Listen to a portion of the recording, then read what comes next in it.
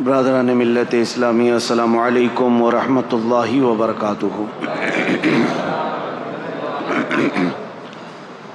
الحمد للہ الحنان المنان الذي خلق الانسان وعلمه البيان، والصلاة والسلام على رسوله سید الانس والجان وعلى آلہ واصحابہ ذوی الخیر والإحسان، اما بعد فاعوذ باللہ من الشیطان الرجیم، بسم اللہ الرحمن الرحیم۔ ان الدین عند اللہ الاسلام، وقال اللہ تعالی فی مقام آخر، ومن یبتغ غیر الاسلام دینا فلن يقبل منہ وهو فی الآخرة من الخاسرین، صدق اللہ مولانا العظیم۔ بارگاہ رسالت مآب صلی اللہ تعالیٰ علیہ وسلم میں درود پاک کا ہدیہ پیش کریں۔ اللہم صلی علی سیدنا و مولانا محمد معدن الجود والکرم وآلہ واصحابہ الکرام وابنہ الکریم وبارک وسلم صلاة دائمة سرمدا ابدا۔ عزیزان گرامی وقار، اسلامی نیا سال شروع ہو چکا ہے۔ آج پہلا دن گزرا اور وہ بہار کی موسم جس میں اہل سنت و جماعت کا یہ طرح امتیاز ہے، ہمارا ایک دستور رہا ہے، محرم کے ان دنوں میں ہم اپنے اسلاف کی قربانیوں کو یاد کرتے ہیں، اور قربانیوں کی یاد اس لیے کی جاتی ہے کہ بچوں میں قربانی دینے کا جذبہ بھی بیدار رہے۔ دنیا بزدلوں کی کہانی سناتی ہے، لیکن ہم اہل محبت الحمدللہ مجاہدین کی کہانیاں سناتے ہیں۔ ہمارے ہر بچے کو ہم کربلا کی داستان سناتے ہیں، اس لیے نہیں کہ وہ سینہ ٹھوکے، سینہ مارے، ماتم کرے اور روئے دھوئے بس اسی پر ختم کرے، نہیں۔ حسین اعظم کی داستان کربلا ہم اس لیے سناتے ہیں کہ بجھا ہوا دل بھی ہو تو وہ زندہ میدان میں آ جائے، وہ مجاہد بن جائے۔ اللہ کریم ہمارے ان اسلاف کی قربانیوں کے صدقے ہم سب کو اس دین اسلام کا مجاہد بنائے۔ میں بغیر کسی تاخیر کے آج عرض کرتا ہوں کہ ہم نے عنوان چنا تھا تاریخ اسلام اور کربلا کی حقیقت۔ انشاءاللہ العزیز کربلا تک ہم بعد میں آئیں گے، اس سے پہلے ہم شروع سے چلتے ہیں۔ دین اسلام کس کو کہتے ہیں اور اسلام ہی کیوں، اور اسلام کے متعلق جو اعتراضات لوگوں کے، کفار و مشرکین کے چھوڑے ہوئے ہیں، شکوک و شبہات ہیں، اس پر ہم تھوڑی سی بات کر لیں گے۔ اس کے بعد پھر یہ اسلام کا سفر جو چلا ہے، اس سفر کو ہم لے کر کے چلیں گے کربلا کے میدان تک انشاءاللہ العزیز۔ میں اپنے مطالعے اور اپنے علم کی روشنی میں جتنا ہو سکے حتی الامکان تاریخ کے سچائیوں کو آپ کے سامنے رکھنے کی کوشش کروں گا۔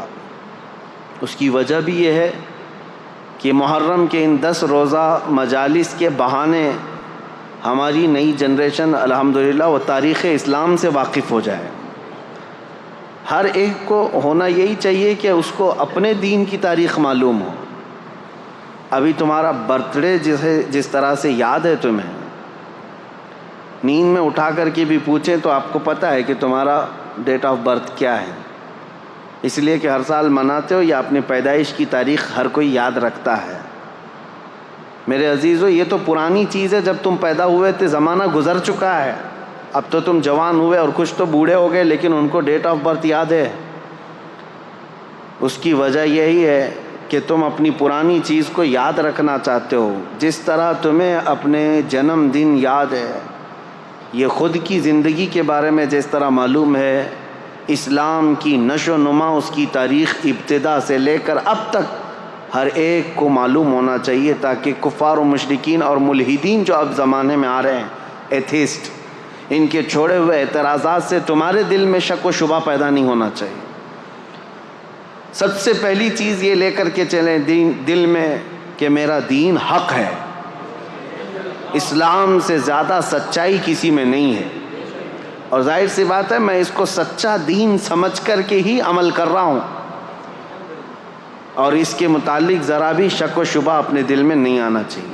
اب رہی بات جو اعتراضات ہیں، جو شک ہے، شبہات ہے، وہ آپ کے لیے نہیں ہے جو میں بیان کر رہا ہوں، آپ کے لیے اور ہمارے لیے ایسا ہے کہ میرا رب تبارک و تعالی، ہم تو یقین رکھتے ہیں، ابھی رات کے 10 بجنے کو جا رہے ہیں، رات کے 10 بجنے کو جا رہے ہیں، تو رات باہر کیا ہوگا؟ اندھیرا ہی ہوگا، باہر کیا ہوگا؟ اندھیرا ہی ہوگا۔ سورج کے نکلنے میں ابھی کافی ٹائم باقی ہو سکتا ہے، ابھی 8-10 گھنٹے 12 گھنٹے، ابھی تقریباً 8 گھنٹے کے بعد ہو سکتا ہے سورج نکلے، لیکن بحیثیت مسلمان ہمارا عقیدہ یہ ہے کہ مولا تبارک و تعالیٰ اگر چاہے تو ابھی 1 منٹ میں نہیں 1 سیکنڈ میں سورج کو پھر سے طلوع کر سکتا ہے۔ یہ ایمان کی مضبوطی، یہ یقین کے ساتھ ہم ہیں۔ یہ عقیدہ میں آپ کے لیے نہیں بیان کر رہا ہوں، اسلام کے متعلق ان ظالم کتوں کے لیے جو ہمہ وقت اسلام کے خلاف بھونکتے رہتے ہیں، یا پھر شکوک و شبہات ڈالتے رہتے ہیں میڈیا میں بیٹھ کر کے یا پھر ہمارے ماحول میں، اور سیدھا سادہ مسلمان یہ سوچنے لگتا ہے کیا ایسا بھی ہے میرے دین میں؟ اسی لیے میرے عزیزو، ان کی جانب سے 1000 شک و شبہات آئیں، لیکن تمہارا دین حق ہے، اس پر تمہیں یقین کامل ہونا چاہیے، اس وقت تک تم مومن نہیں ہو۔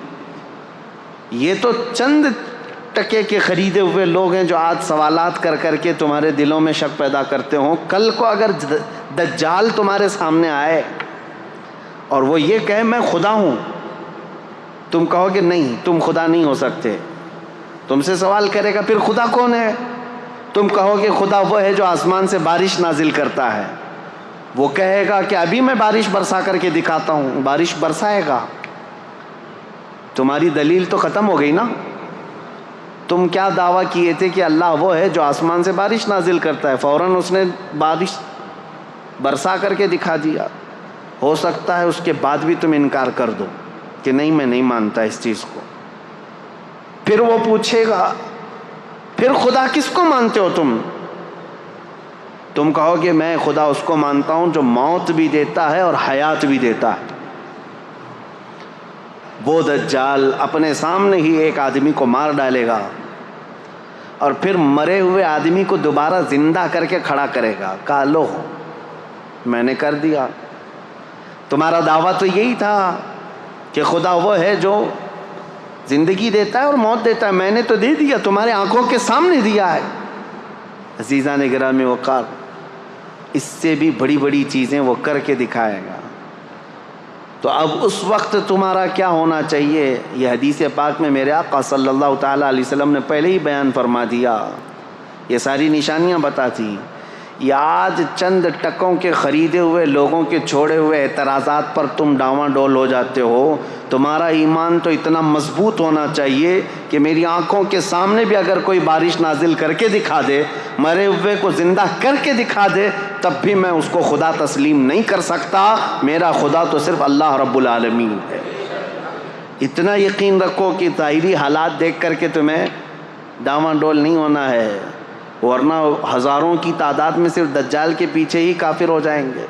آج میں اس مضبوطی کے ساتھ تمہارے سامنے آیا ہوں کہ تمہارے دلوں میں اسلام اور تمہارے ایمان کی دولت اتنی راسخ ہو جائے، اتنی مضبوط ہو جائے کہ یہ چھوڑے ہوئے اعتراضات اور شکوک و شبہات سے تم ڈگمگ نہیں ہونا، کبھی ادھر ادھر تزلزل کے شکار نہ ہو۔ سب سے پہلی چیز، اسلام کی تاریخ پر ہم آج گفتگو کر رہے ہیں، تو اسلام ایک دین کیا ہوتا ہے؟ فطرت ہے انسان کے اندر، وہ کسی نہ کسی دین سے وابستہ ہے۔ یہ جو ایتھیسٹ اپنے آپ کو کہتے ہیں نا، ہم کسی بھی دین کو نہیں مانتے، ہم کسی بھی دین کو نہیں مانتے۔ کچھ لوگ ہیں ایتھیسٹ جن کو ہم ملحد کہتے ہیں، اور ہندی میں جو ہے ناستک کہتے ہیں، جو کسی خدا کو نہیں مانتے، کسی دھرم کو نہیں مانتے۔ میں چیلنج کے ساتھ کہتا ہوں کہ وہ ثابت کر کے دکھائے، دنیا میں جی کر کے دکھائے کہ وہ کسی بھی دین پر نہیں چلتا۔ اس کا چلنا پھرنا اٹھنا بیٹھنا کچھ نہ کچھ قوانین ایسے ہیں جو کسی نہ کسی دین سے ملتے جلتے ہیں، خود سے کچھ نہیں کرتا، کسی دین سے ہی لیا ہوا ہے۔ بس یہ ہے کہ گالیاں دیتا ہے دین کو لیکن عمل کرتا ہے۔ کوئی انسان دھرتی پر ایسا نہیں ہے جس کے دل کے اندر فطرت میں یہ نہ ہو کہ وہ کسی نہ کسی دین سے تعلق رکھتا ہے۔ دین سے تعلق رکھنا یہ انسان کی فطرت میں شامل ہے، پیدائشی ہے۔ اور سب سے پہلا دین جو اس دھرتی پر آیا ہے وہ وہی ہوگا جو پہلے انسان کے ساتھ آیا ہوگا۔ اگر ہم بعد میں آئے ہیں اور بعد کے ہوں گے ہم ایک نیا دین لے کر کے آئے ہیں تو ہم کو اس کو ڈیفائن کرنے کے لیے، اس کو لوگوں کے سامنے اچھی طرح سے ایکسپلین کرنے کے لیے الگ الگ دلیلیں لانی پڑتی۔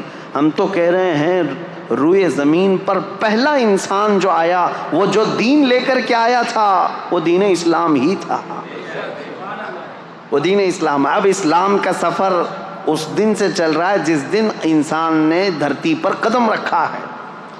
سیدنا آدم علی نبینا علیہ الصلاۃ والتسلیم۔ دین ایک ہے، عقیدہ ایک ہے۔ 1,24,000 کم و بیش نبی اس دنیا میں آئے، سب کا عقیدہ ایک، دین ایک، بس شریعتیں بدلتی رہیں گی، لا چینج ہوتے رہیں۔ لا کے چینج ہونے سے پورے دین اور عقیدے کے چینج ہونا یہ ضروری نہیں ہوتا۔ آدم علیہ السلام کا عقیدہ کیا تھا؟ اللہ ایک ہے۔ نوح علیہ السلام کا عقیدہ کیا تھا؟ اللہ۔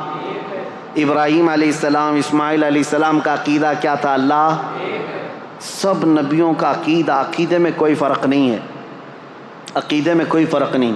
سارے نبیوں کا عقیدہ تھا فرشتے موجود ہیں، سارے نبیوں کا ایمان تھا، عقیدہ تھا کہ قیامت کا دن قائم ہونے والا ہے، آخرت پر سب ان معاملات میں کوئی فرق نہیں۔ دین اسلام کی جو بنیاد ہے وہ آدم علیہ السلام سے ہے۔ اب لا جو ہیں، لا کہتے ہیں قوانین انسانوں کے جیسے جیسے بدلتے جاتے ہیں حالات، قانون بدلتے جاتے ہیں۔ ارے میاں ہم تو ابھی 10 سال کے اندر اتنے امینڈمنٹ دیکھ چکے پارلیمنٹ کے اندر۔ قانون امینڈمنٹ کیا ہوتا ہے؟ یہ سنشودھن جو ابھی لا کر کے پوری ہندوستان کو نچایا گیا کہ ہم اس میں ترمیم لا رہے ہیں۔ ترمیم کہتے ہیں قانون جو پہلے سے بنا ہوا ہے اس میں رد و بدل کیا جاتا ہے، پہلے یہ تھا اب یہ ہے۔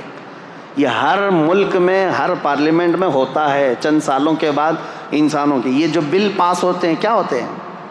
لا تو پہلے سے یہاں پر بنے ہوئے 1950 سے ہمارے ملک میں، لیکن ابھی بھی ہر سال پارلیمنٹ میں کوئی بل پاس ہوتا ہے، کوئی نیا قانون آتا ہے۔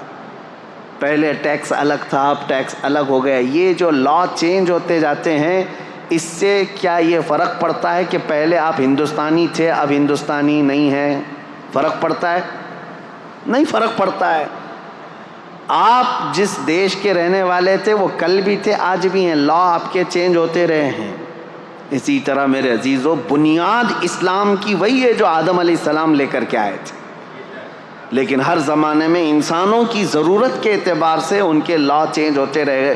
آدم علیہ السلام کی شریعت میں کچھ مسئلے الگ تھے، نوح علیہ السلام کی شریعت میں کچھ مسئلے الگ تھے، لیکن کسی بھی نبی کی شریعت میں یہ نہیں تھا کہ تم گائے کی پوجا کر سکتے ہو، تم بندر کی پوجا کر سکتے ہو۔ پھر کسی نبی کے اس میں آ گیا ہو کہ نہیں یہ فلاں کی پوجا کر سکتے ہو، نہیں، آدم علیہ السلام سے لے کر میرے نبی تک عبادت صرف اللہ رب العالمین کی، ایک خدا کی عبادت ہوتی رہی، اس میں کوئی فرق نہیں۔ تو اب میں تاریخ اسلام جو بتا رہا ہوں تو فخر سے کہو میرا دین وہی ہے جو دنیا کی شروع سے لے کر آج تک موجود ہے۔ جس دن آدم علیہ السلام روئے زمین پر آئے اسی دن اسلام بھی ساتھ میں آیا ہے، اسلام اسی دن ساتھ میں آیا۔ اب یہاں پر باتیں آتی ہیں کہ وہ دھرم بہت پرانا ہے، یہ دھرم بہت پرانا ہے، ان کو تو یہ تک پتہ ہی نہیں ہے۔ کبھی کہتے ہیں 50 لاکھ سال پرانا ہے، کبھی کہتے ہیں کوئی 40 لاکھ سال پرانا ہے۔ یہ اٹکل پچو ہے، دنیا 1 لاکھ سال پرانی ہے یا نہیں یہ ثابت نہیں کر پائیں گے۔ دنیا کو قائم ہوئے یعنی آدم علیہ السلام کو اس روئے زمین پر آئے ہوئے اور اب تک کتنا سال گزرا، یہ اب تک یہ بتا نہ سکیں گے کہ 1 لاکھ سال گزرے ہیں کہ 2 لاکھ، لیکن اٹکل پچو مارے جاتے ہیں کہ ہمارا جو ماننے والا عقیدہ ہے یہ 50 لاکھ پرانا ہے۔ 50 لاکھ بولو، خیالی تو ہے پورا دھرم، تو 50 لاکھ بولو، 50 کروڑ بولو، سب چلے گا، کوئی مسئلہ ہی نہیں ہے، کیونکہ کہانی ہے، جتنا بھی بول لو چلے گا۔ ریئلٹی کیا ہے، حقیقت کیا ہے، تو پھر آپ کو ہم تاریخ کے حساب سے بتائیں گے میرا دین اس دن سے ہے جس دن آدم علیہ السلام زمین پر تشریف لائے۔ اب ان کے متعلق ایسا نہیں ہے کہ صرف دین اسلام ہی بولتا ہے، عیسائیوں کی کتابوں میں بھی آدم علیہ السلام کا ذکر ہے، یہودیوں کی کتابوں میں بھی آدم علیہ السلام کا ذکر ہے، یہ دنیا کے بڑے بڑے جو مذاہب مانے جاتے ہیں، دین مانے جاتے ہیں، ان سب میں بھی آدم علیہ السلام کا ذکر موجود ہے، اس کا انکار نہیں کر سکتے۔ آج دنیا میں جتنے ریلیجینز پائے جاتے ہیں، یہ میری اسپیشل اسٹڈی رہی ہے پہلے، یہ اور بات ہے کہ تقریباً اب کتابوں سے پڑھنے سے تعلق ختم ہو کر کے بھی 10-12 سال گزر گئے ہیں، لیکن ہماری اسپیشل اسٹڈی اسی پر ہوتی تھی، تقابل ادیان، دنیا کے جو بڑے بڑے دین ہیں ان کی خصوصیت کیا ہے، ان کے اندر موجود کیا کیا ہے۔ اس طرح سے اگر میں فرق کر کے بتاؤں تو سب سے زیادہ میجورٹی میں، اگر پوری دنیا میں 100 دین پائے جا رہے ہیں، 100 دین اگر پائے جا رہے ہیں تو اس میں سے 85 سے 90 دین صرف ہندوستان میں ہیں، باقی پوری دنیا میں، یعنی پرسنٹیج کے اعتبار سے سب سے زیادہ الگ الگ دھرم کو ماننے والے یہ صرف بر صغیر میں پائے جاتے ہیں، باقی پوری دنیا ایک طرح ہے، الگ ہے۔ پورے چائنا کا پہلے سے جو دین رہا تھا، کنفوشیوس وہاں پر ایک بہت پرانا دین، عیسیٰ علیہ السلام سے 700 سال پہلے، پھر بدھزم، یہ بھی حضرت عیسیٰ علیہ السلام سے تقریباً 700-800 سال پہلے سے، اور اس کے بعد افریقہ کے کالے لوگوں میں بت پرستی تھی، وثنیہ اس کو کہتے ہیں، ان کے بھی الگ الگ نام ہیں، ان کے ہاں ایک الگ دین پایا جاتا تھا، اور پھر اس کے علاوہ عیسائیوں کا ایک اپنا دین ہے، مذہب ہے، اور پھر یہودیوں کا ایک الگ، جیوز کہلاتے ہیں۔ اس طرح سے یہ پوری دنیا کے ہو گئے، اور پھر ہم ہندوستان میں آتے ہیں تو ہندو، جن کے دھرم کا اصل شبد جو ہے سناتن ہے، ہندو قوم کو یہ کہتے ہیں، حالانکہ ان کے دھرم کا نام نہیں ہے۔ اب اس میں بھی بہت سارے الگ شعبے ہیں۔ جین یہ کہتے ہیں کہ ہم ہندو نہیں ہیں، سناتنی نہیں ہیں۔ سناتن میں بھی جو ہے آریہ سماج ایک الگ ہے، وہ کچھ کتابوں کو نہیں مانتے، یہ کچھ کتابوں کو نہیں مانتے، ان میں فرق ہے الگ الگ۔ لیکن بہرحال ایک تاریخ میں آپ کو بتا رہا ہوں ان ادیان کی، یہ اس لیے میں بتا رہا ہوں کہ ان میں سے ہر ایک کا دعویٰ ہے کہ ہم اسلام سے پرانے ہیں، اس لیے مجھے بتانا پڑ رہا ہے۔ یہودی، جیوز یہ کہتے ہیں کہ ہم تو بہت پرانے ہیں، ابراہیم خلیل اللہ علیہ الصلوۃ والتسلیم کے بیٹے حضرت اسحاق علیہ السلام سے لے کر کے یعقوب علیہ السلام کے 12 بیٹے تھے، ان میں بڑے بیٹے کا نام یہودا تھا، وہاں سے یہودی ہیں، ان کی اپنی ایک تاریخ ہے۔ کرسچین جو ہیں، عیسائی، یہ حضرت عیسیٰ علیہ السلام کے پیروکار ہیں، دنیا میں آج ان کی سب سے زیادہ تعداد مانی جاتی ہے، میجورٹی ہے۔ اور اس کے علاوہ جو سناتنی ہیں، آریہ سماج ہیں، یہ تو تاریخ بتاتے بھی نہیں، یہ یہودی تو تاریخ بتاتے ہیں کہ عیسیٰ علیہ السلام سے اتنے سال پہلے کے تھے۔ بدھزم کے جو لوگ ہیں، بدھسٹ، ان کے بھی یہاں تاریخ ہے، گوتم بدھ کے پیدائش کی تاریخ یا ان کے زمانے سے وہ لوگ ہیں۔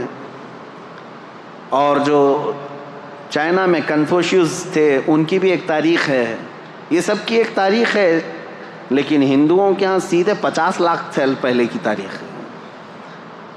اب وہ ہم کو تو نہیں معلوم 50 لاکھ سال پہلے یا 60 لاکھ سال پہلے، بہرحال۔ لیکن میں یہ ساری باتیں اس لیے کہہ رہا ہوں کہ ان سب کا دعویٰ ہے کہ اسلام سے ہم پہلے ہیں، اور اسلام کو یہ لوگ یہ سمجھتے ہیں کہ محمد عربی صلی اللہ تعالیٰ علیہ وسلم کے بعد پوری دنیا میں لایا گیا۔ دیکھیں، استعمال کے طور پر ہم یہ بات کہتے ہیں، نبی کریم صلی اللہ تعالیٰ علیہ وسلم نے یقیناً اسلام کو پوری دنیا میں پھیلایا، بلکہ یہ حقیقی رسول میرے آقا صلی اللہ تعالی وسلم اسلام کے خاتم ہیں، آخری رسول ہیں، دین حضور پر آ کر کمپلیٹ ہو گیا، لیکن دین اسلام کا لفظ قرآن پاک میں موجود ہے۔ حضرت موسیٰ علیہ السلام نے بھی فرمایا، جن کی ترجمانی اللہ تبارک و تعالیٰ نے قرآن میں فرمایا ہے کہ موسیٰ علیہ السلام نے فرمایا وَأَنَا أَوَّلُ الْمُسْلِمِينَ، میں سب سے پہلا مسلمان ہوں گا۔ اسلام کا لفظ جو ہے حضرت موسیٰ علیہ السلام سے ہے، حضرت ابراہیم علیہ السلام سے، کئی نبیوں سے یہ ہے۔ تو اسلام جو ہے آدم علیہ السلام سے چلا ہے عقیدے کے اعتبار سے۔ اب ہم جس اسلام کی بات کر رہے ہیں پوری دنیا میں، یہ لوگ جس کو اسلام ٹارگٹ پر رکھتے ہیں وہ ہمارا یہی دین ہے جو میرے آقا صلی اللہ تعالیٰ علیہ وسلم پر آ کر کمپلیٹ ہو گیا۔ اب کمپلیٹ جس کے ساتھ ہوا ہے یقیناً وہ ہمارے رسول ہیں، میرے آقا صلی اللہ تعالیٰ علیہ وسلم آخری رسول ہیں، ہمارے آقا و مولا، بلکہ کل کائنات کے وہ مرجع اور محور ہیں۔ یہ سب عقیدہ ہمارا ہے۔ اب سوال یہ ہوتا ہے کہ جب ہم یہ تاریخ بتاتے ہیں تو ان کو سوال کرنے کا پہلے ہی حق نہیں ہونا چاہیے جو یہ کہتے ہیں اسلام کو ہی کیوں فالو کریں۔ اس سوال کا جواب میں بتاتا ہوں۔ پہلے ہی میں نے بتا دیا تھا، چھوڑو سارے جھگڑے چھوڑ دو، اس کو فالو کریں اس کو فالو کریں۔ میں نے تو تاریخ بتا دیا، پوری کائنات کا باپ جو سب سے پہلے انسان ہے وہ آدم علیہ السلام ہے۔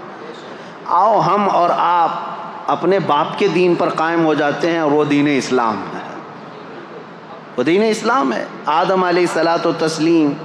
لیکن ایک بات یاد رکھنا، آدم علیہ السلام کے لا، ان کی شریعت اب نہیں ہے، ان کا عقیدہ، ان کی بنیادیں، وہ دین موجود ہے، لیکن ساتھ میں آدم علیہ السلام کو اگر مانتے ہو، چلو آ کر کے اس پر یہ بھی ماننا ہوگا کہ سیدنا آدم علیہ الصلاۃ و تسلیم جنت سے دنیا میں بھیجے گئے تھے، 300 سال روتے رہے اللہ تبارک و تعالیٰ کی بارگاہ میں، اور پھر وہ ایک دن آیا جب اللہ نے ایک کلمہ ان کو القا فرمایا، اور پھر اس کلمے کے ذریعے سے آدم علیہ السلام کی توبہ قبول ہوئی۔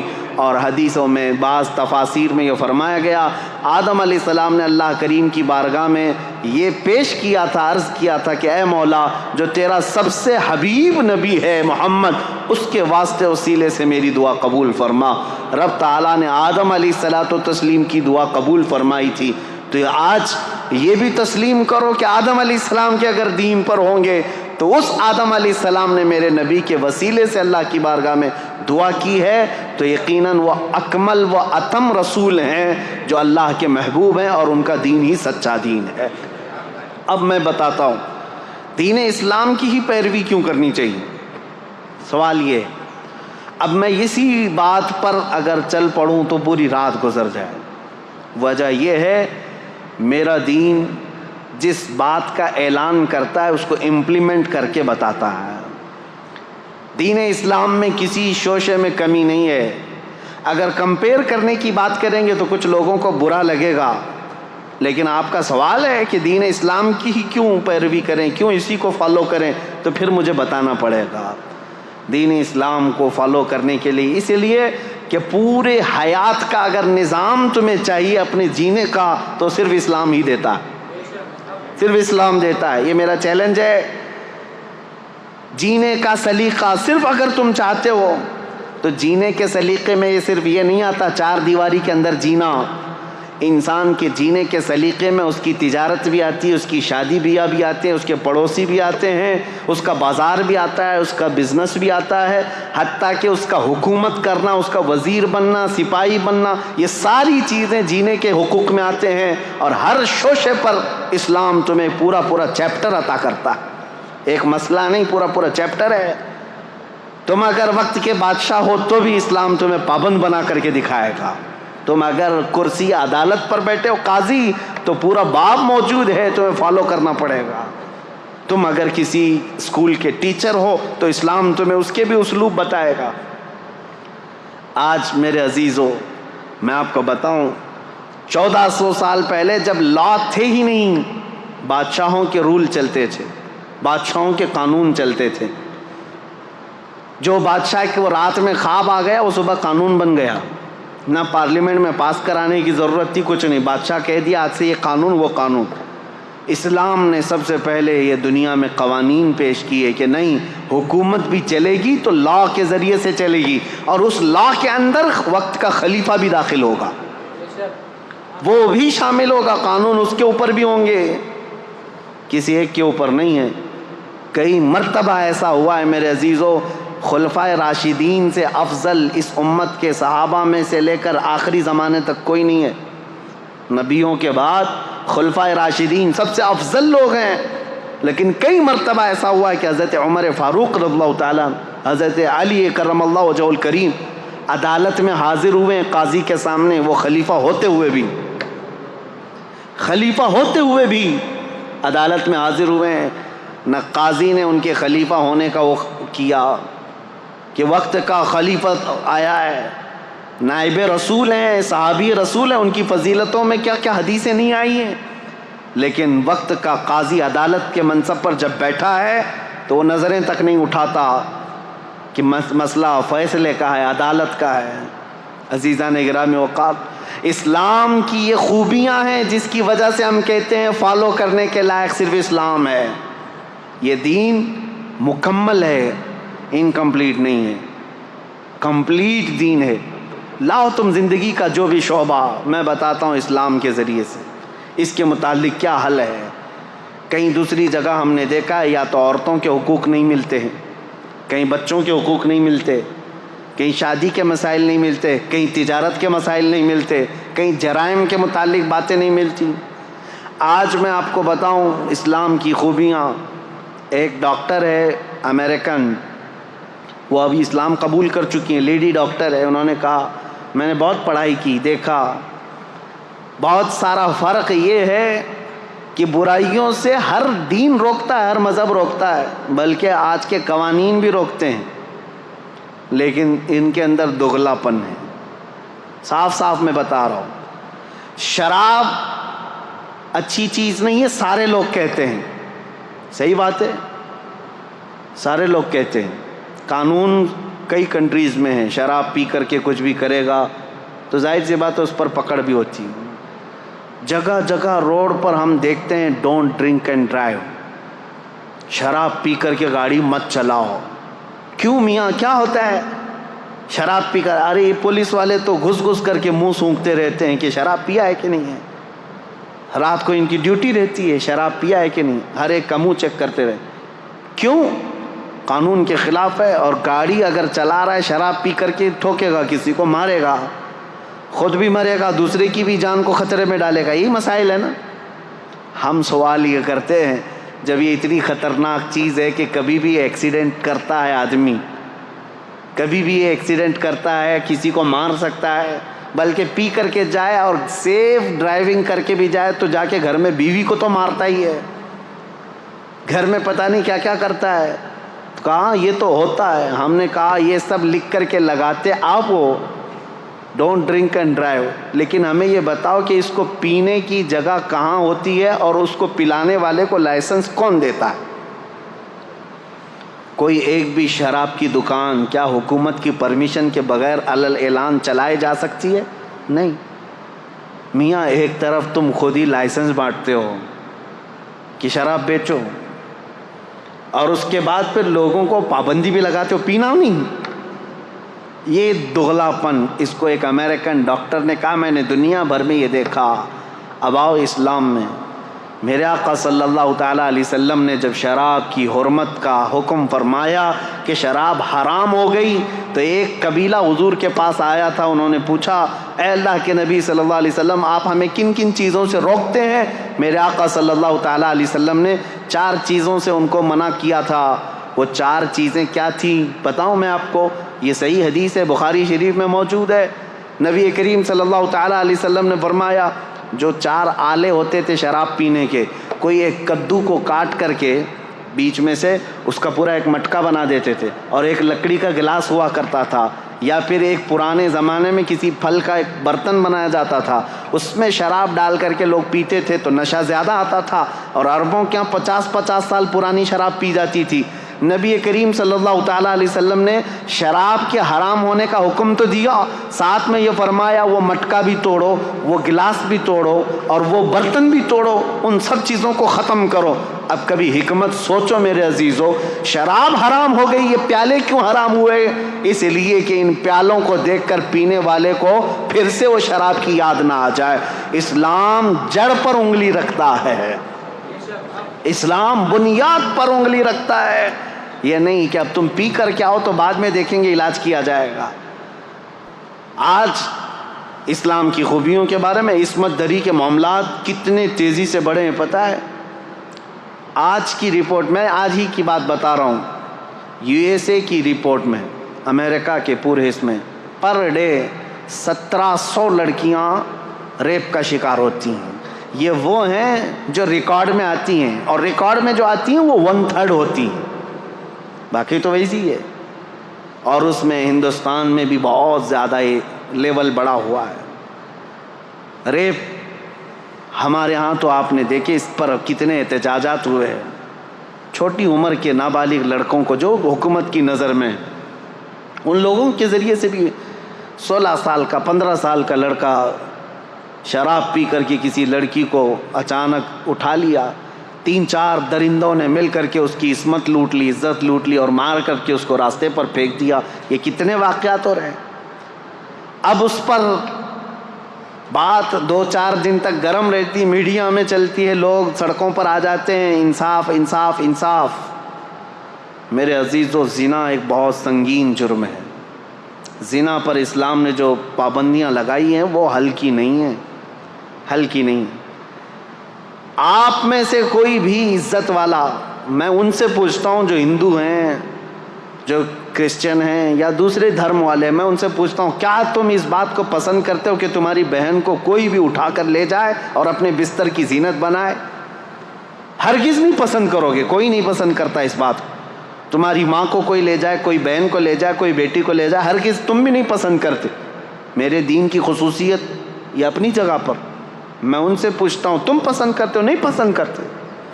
جب یہ اتنا گھناؤنا جرم ہے، نہیں پسند کرتے اس کو کوئی بھی، لیکن یہ کنٹینیو ہوتا چلا آ رہا ہے۔ کیوں ایسا ہے؟ اس کی وجہ کیا ہے؟ یہ بڑھتے ہوئے ریپ کے کیسز۔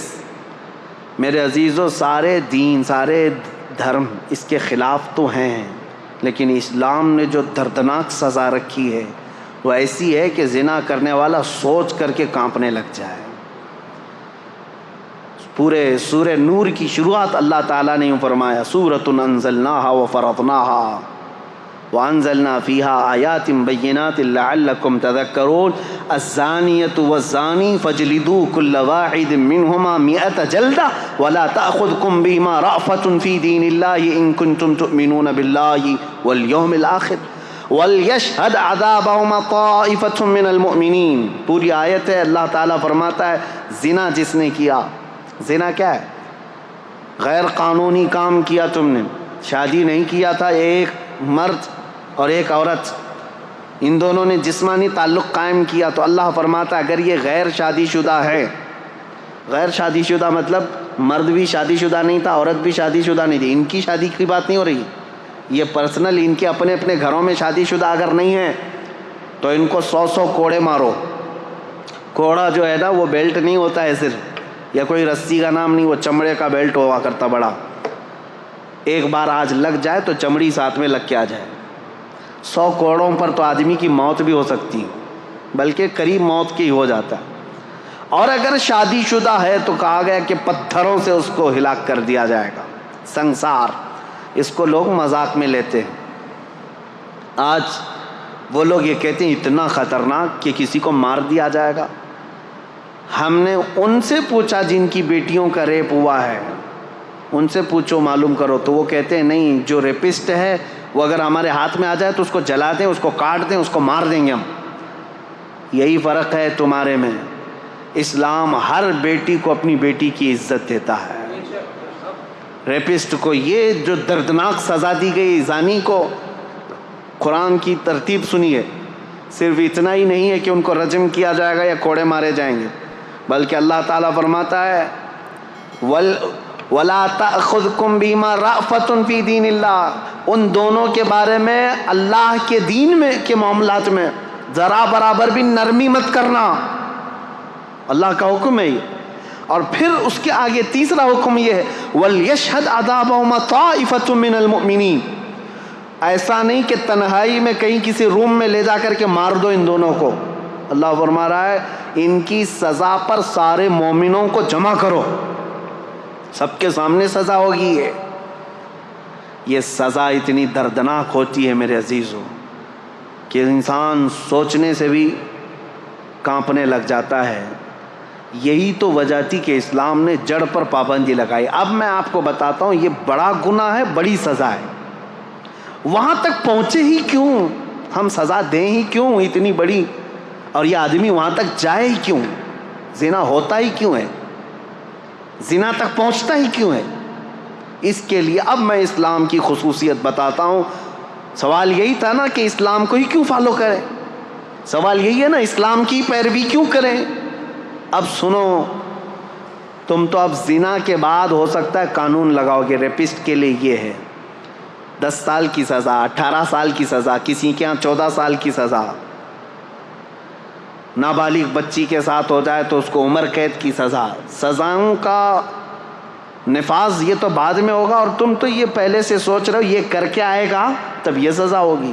اسلام کیا کہتا ہے وَقُلْ لِلْمُؤْمِنِينَ يَغُضُّوا مِنْ أَبْصَارِهِمْ، اے محبوب اپنے غلاموں سے فرما دیں اپنی نگاہیں نیچی رکھیں، زنا تک جاتے ہی کیوں؟ وَلَا تَقْرَبُوا الزِّنَا إِنَّهُ كَانَ فَاحِشَةً، اللہ فرماتا ہے زنا کے قریب بھی مت جاؤ، وہ بہت بڑی بے حیائی۔ اور رب تعالیٰ نے صرف مومن مردوں سے نہیں فرمایا وَقُلْ لِلْمُؤْمِنَاتِ يَغْضُضْنَ مِنْ أَبْصَارِهِنَّ وَيَحْفَظْنَ فُرُوجَهُنَّ، اور اے محبوب مومنہ عورتوں سے بھی کہہ دیں وہ اپنی آنکھیں نیچی رکھیں، اپنی شرمگاہوں کی حفاظت کریں۔ وَلَا يُبْدِينَ زِينَتَهُنَّ، اے محبوب ان سے کہہ دیں اپنی مومنہ عورتوں سے، امتیوں سے، کہ وہ اپنی زینت کا اظہار نہ کریں۔ یہ قرآن کا حکم ہے۔ عورت اپنی زینت کا اظہار کس کے پاس کر سکتی؟ الا لبعولتہن، اپنے شوہروں کے پاس، او آبائہن، اپنے باپ کے پاس۔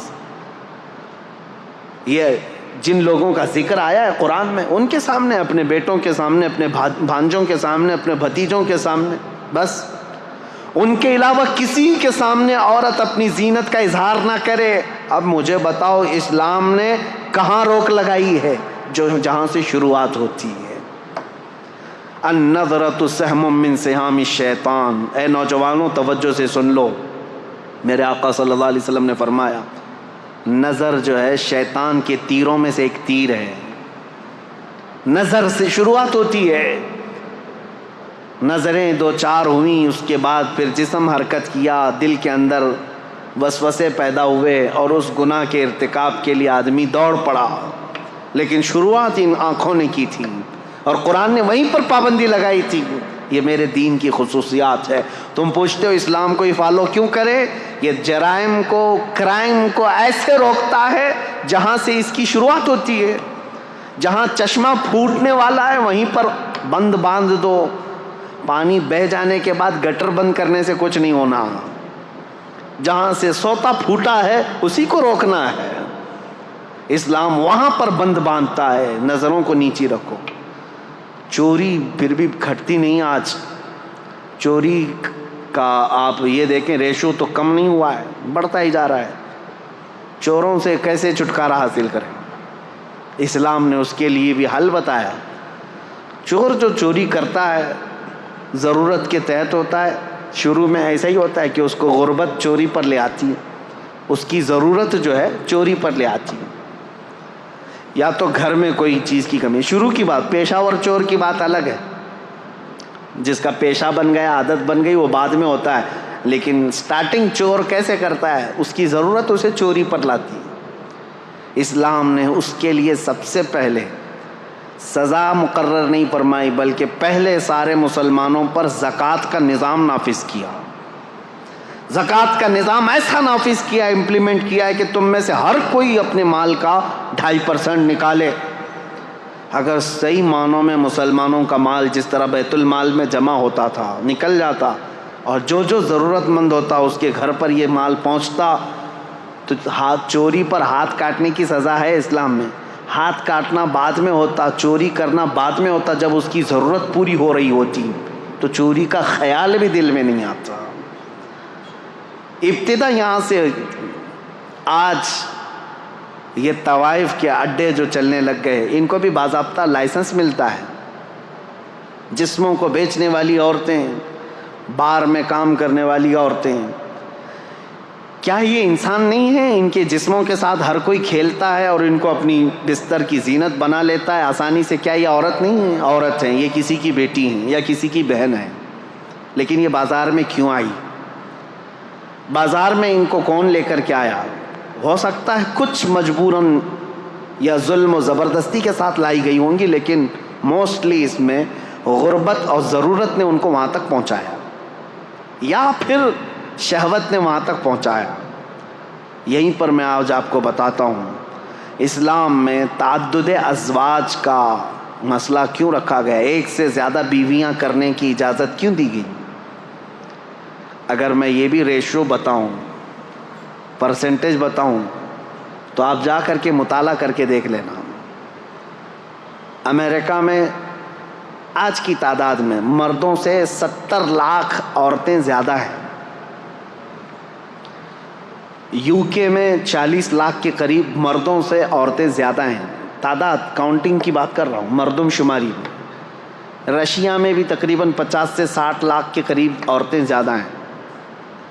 موسٹلی پوری دنیا میں اگر عورتوں کی تعداد اور مردوں کی تعداد کو کاؤنٹ کیا جائے تو اس میں عورتوں کی تعداد کئی لاکھ گنا زیادہ ہے. یہ جو بھونکتے رہتے ہیں اسلام 4 بیویاں کرنے کی اجازت دیا, اب یہ سول کوڈ ان کو اسی لیے سب سے زیادہ وہ ہے. ہندوؤں کے لیے قانون بنا ہوا ہے یہاں پہ کہ وہ ایک سے زیادہ شادی نہیں کر سکتے. ہندو میرج ایکٹ کے اندر دوسری شادی کرنا ان کے لیے غیر قانونی ہے. اور مسلمانوں کے لیے مسلم میرج ایکٹ کے اندر ہے کہ وہ دوسری شادی کر سکتا ہے. ہمارے یہاں اجازت تھی. میرے عزیزو, یہ زور زبردستی نہیں. جب لا بن رہے تھے انڈیا کے تب یہ دونوں کے دھرم کو سامنے رکھ کر کے ہی بنایا گیا تھا. ہندوؤں کے بھی بڑے بڑے لوگوں سے یہ پوچھا گیا تھا کہ تمہارے اندر یہ پروویژن ہونا چاہیے کہ دوسری کرنے کی. نہ نہ نہ نہ نہ, یہ تو پاپ ہے.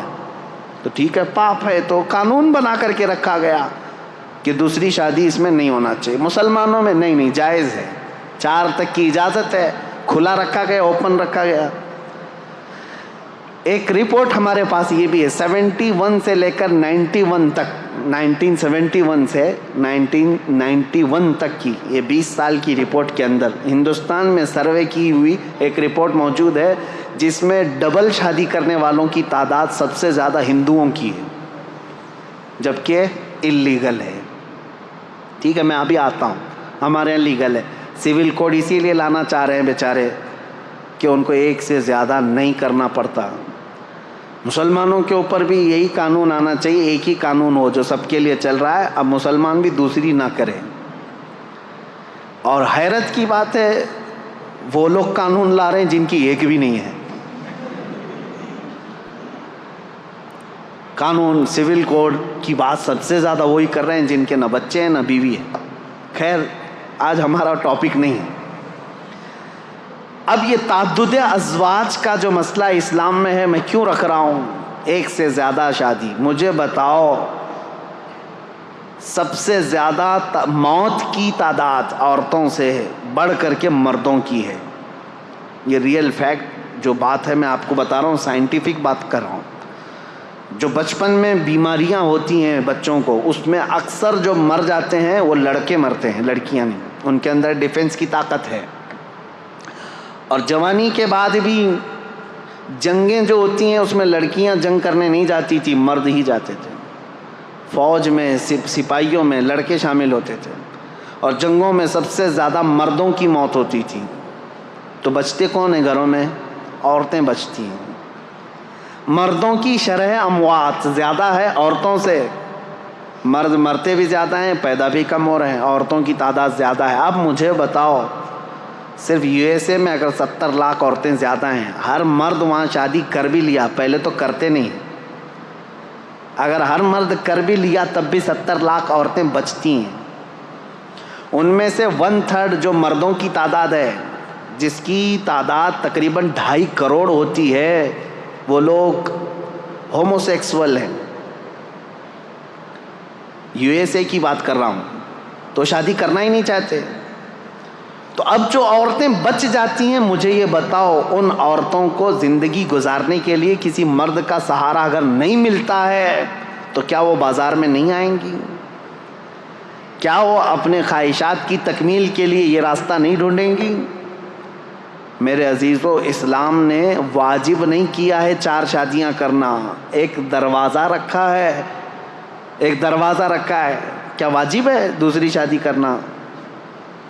یہاں اسلام نے ایک تمہارے لیے سہولت کا دروازہ رکھا ہے، اس پر ان کو اتنا واویلا ہے، لیکن حقیقت میں یہ ریئل لائف کے اندر آؤ کہ دنیا میں ہو کیا رہا ہے۔ ان عورتوں کو بھی انصاف دلانا ہے جو بغیر کسی شوہر کے پوری زندگی گزار کے چلی جاتی ہیں۔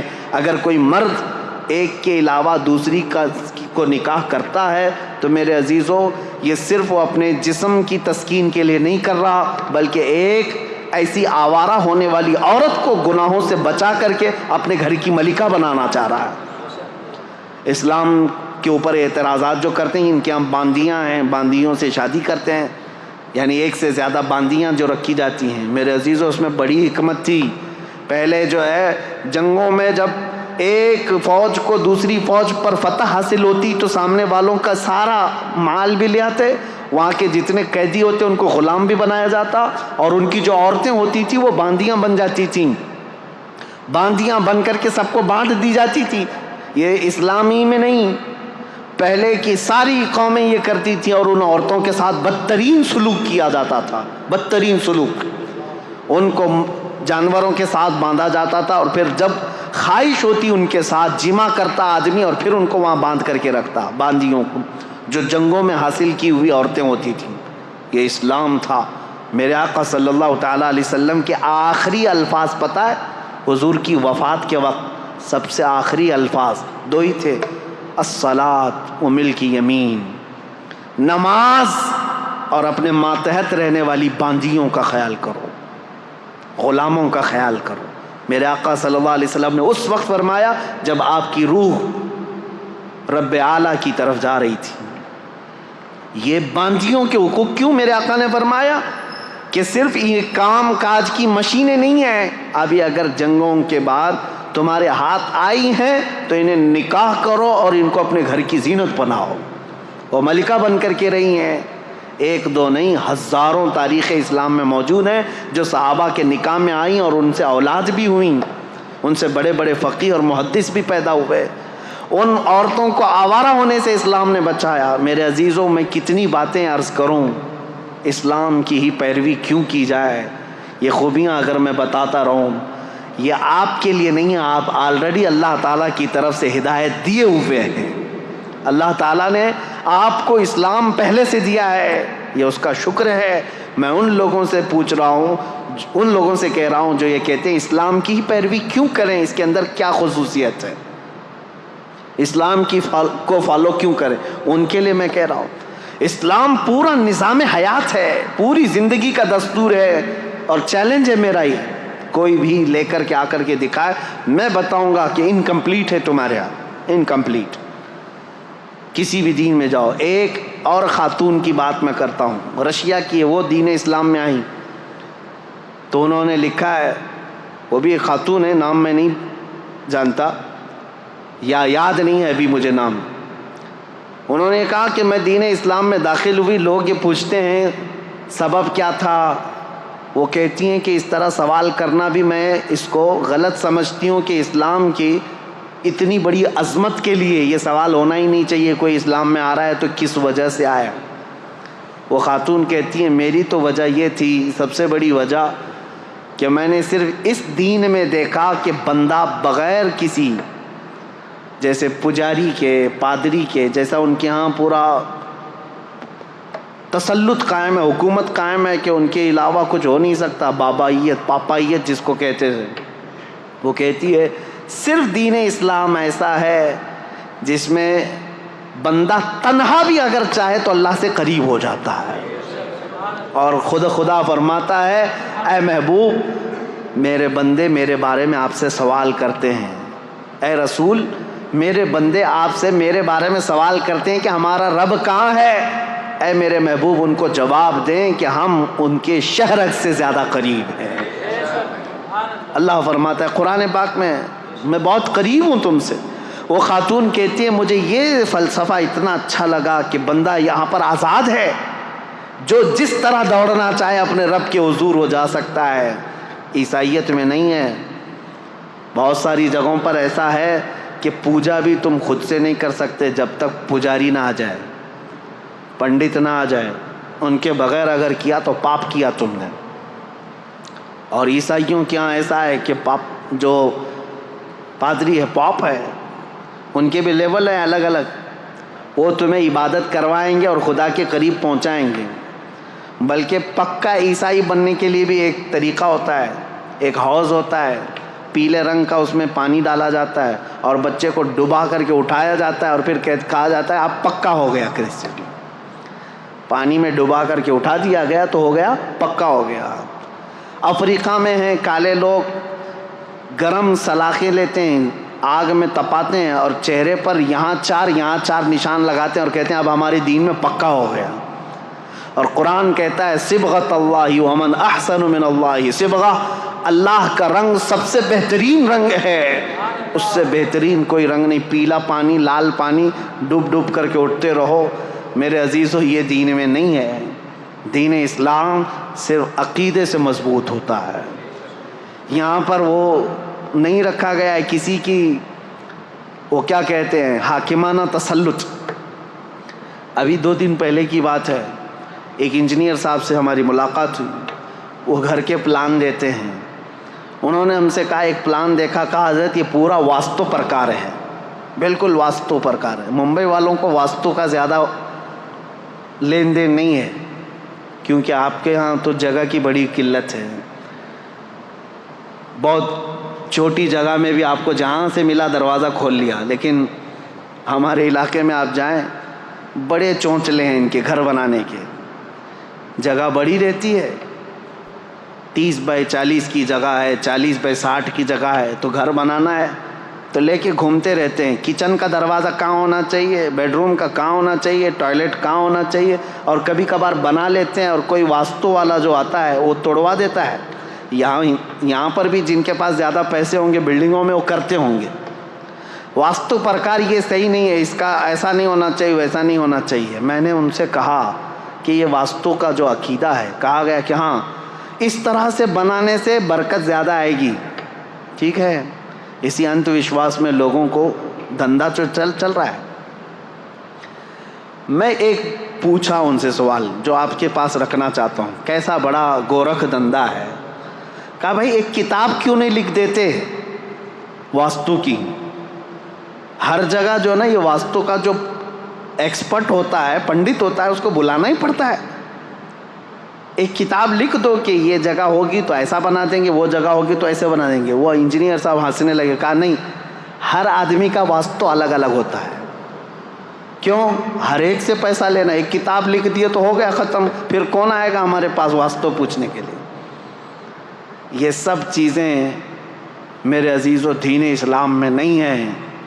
ہمارا عقیدہ یہ ہے کہ اگر تمہیں اللہ کی ذات پر یقین و توکل ہے تو سنو، دروازہ تم شمال میں بناؤ، جنوب میں بناؤ، مشرق میں بناؤ، مغرب میں بناؤ، کہیں پر بھی بناؤ.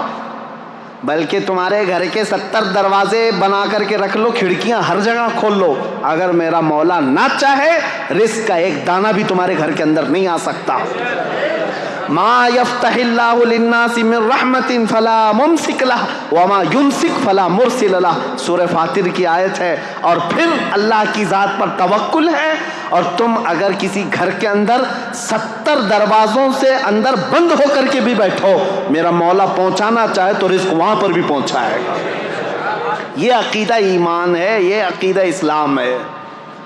یہ مت سوچو کہ ادھر دروازہ ہوگا تو یہاں سے جلدی رزق آئے گا، ادھر دروازہ ہوگا تو یہاں سے جلدی رزق آئے گا.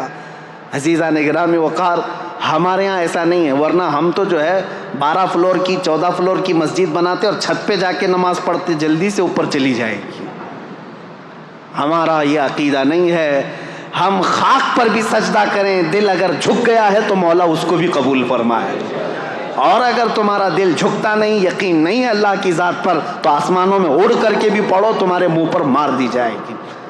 یہ سمتیں، یہ جگہیں، اس کا تعلق نہیں ہے۔ اسلام کی خوبیاں یہی ہیں میرے عزیزو، ہم نے کسی کو باندھ کر کے نہیں رکھا۔ آپ مجھے یہ بتاؤ، سوال یہ سب سے پہلا میں نے اپنی تقریر میں سوال کیا کیا ہے، اسلام کو ہی کیوں فالو کرنا چاہیے؟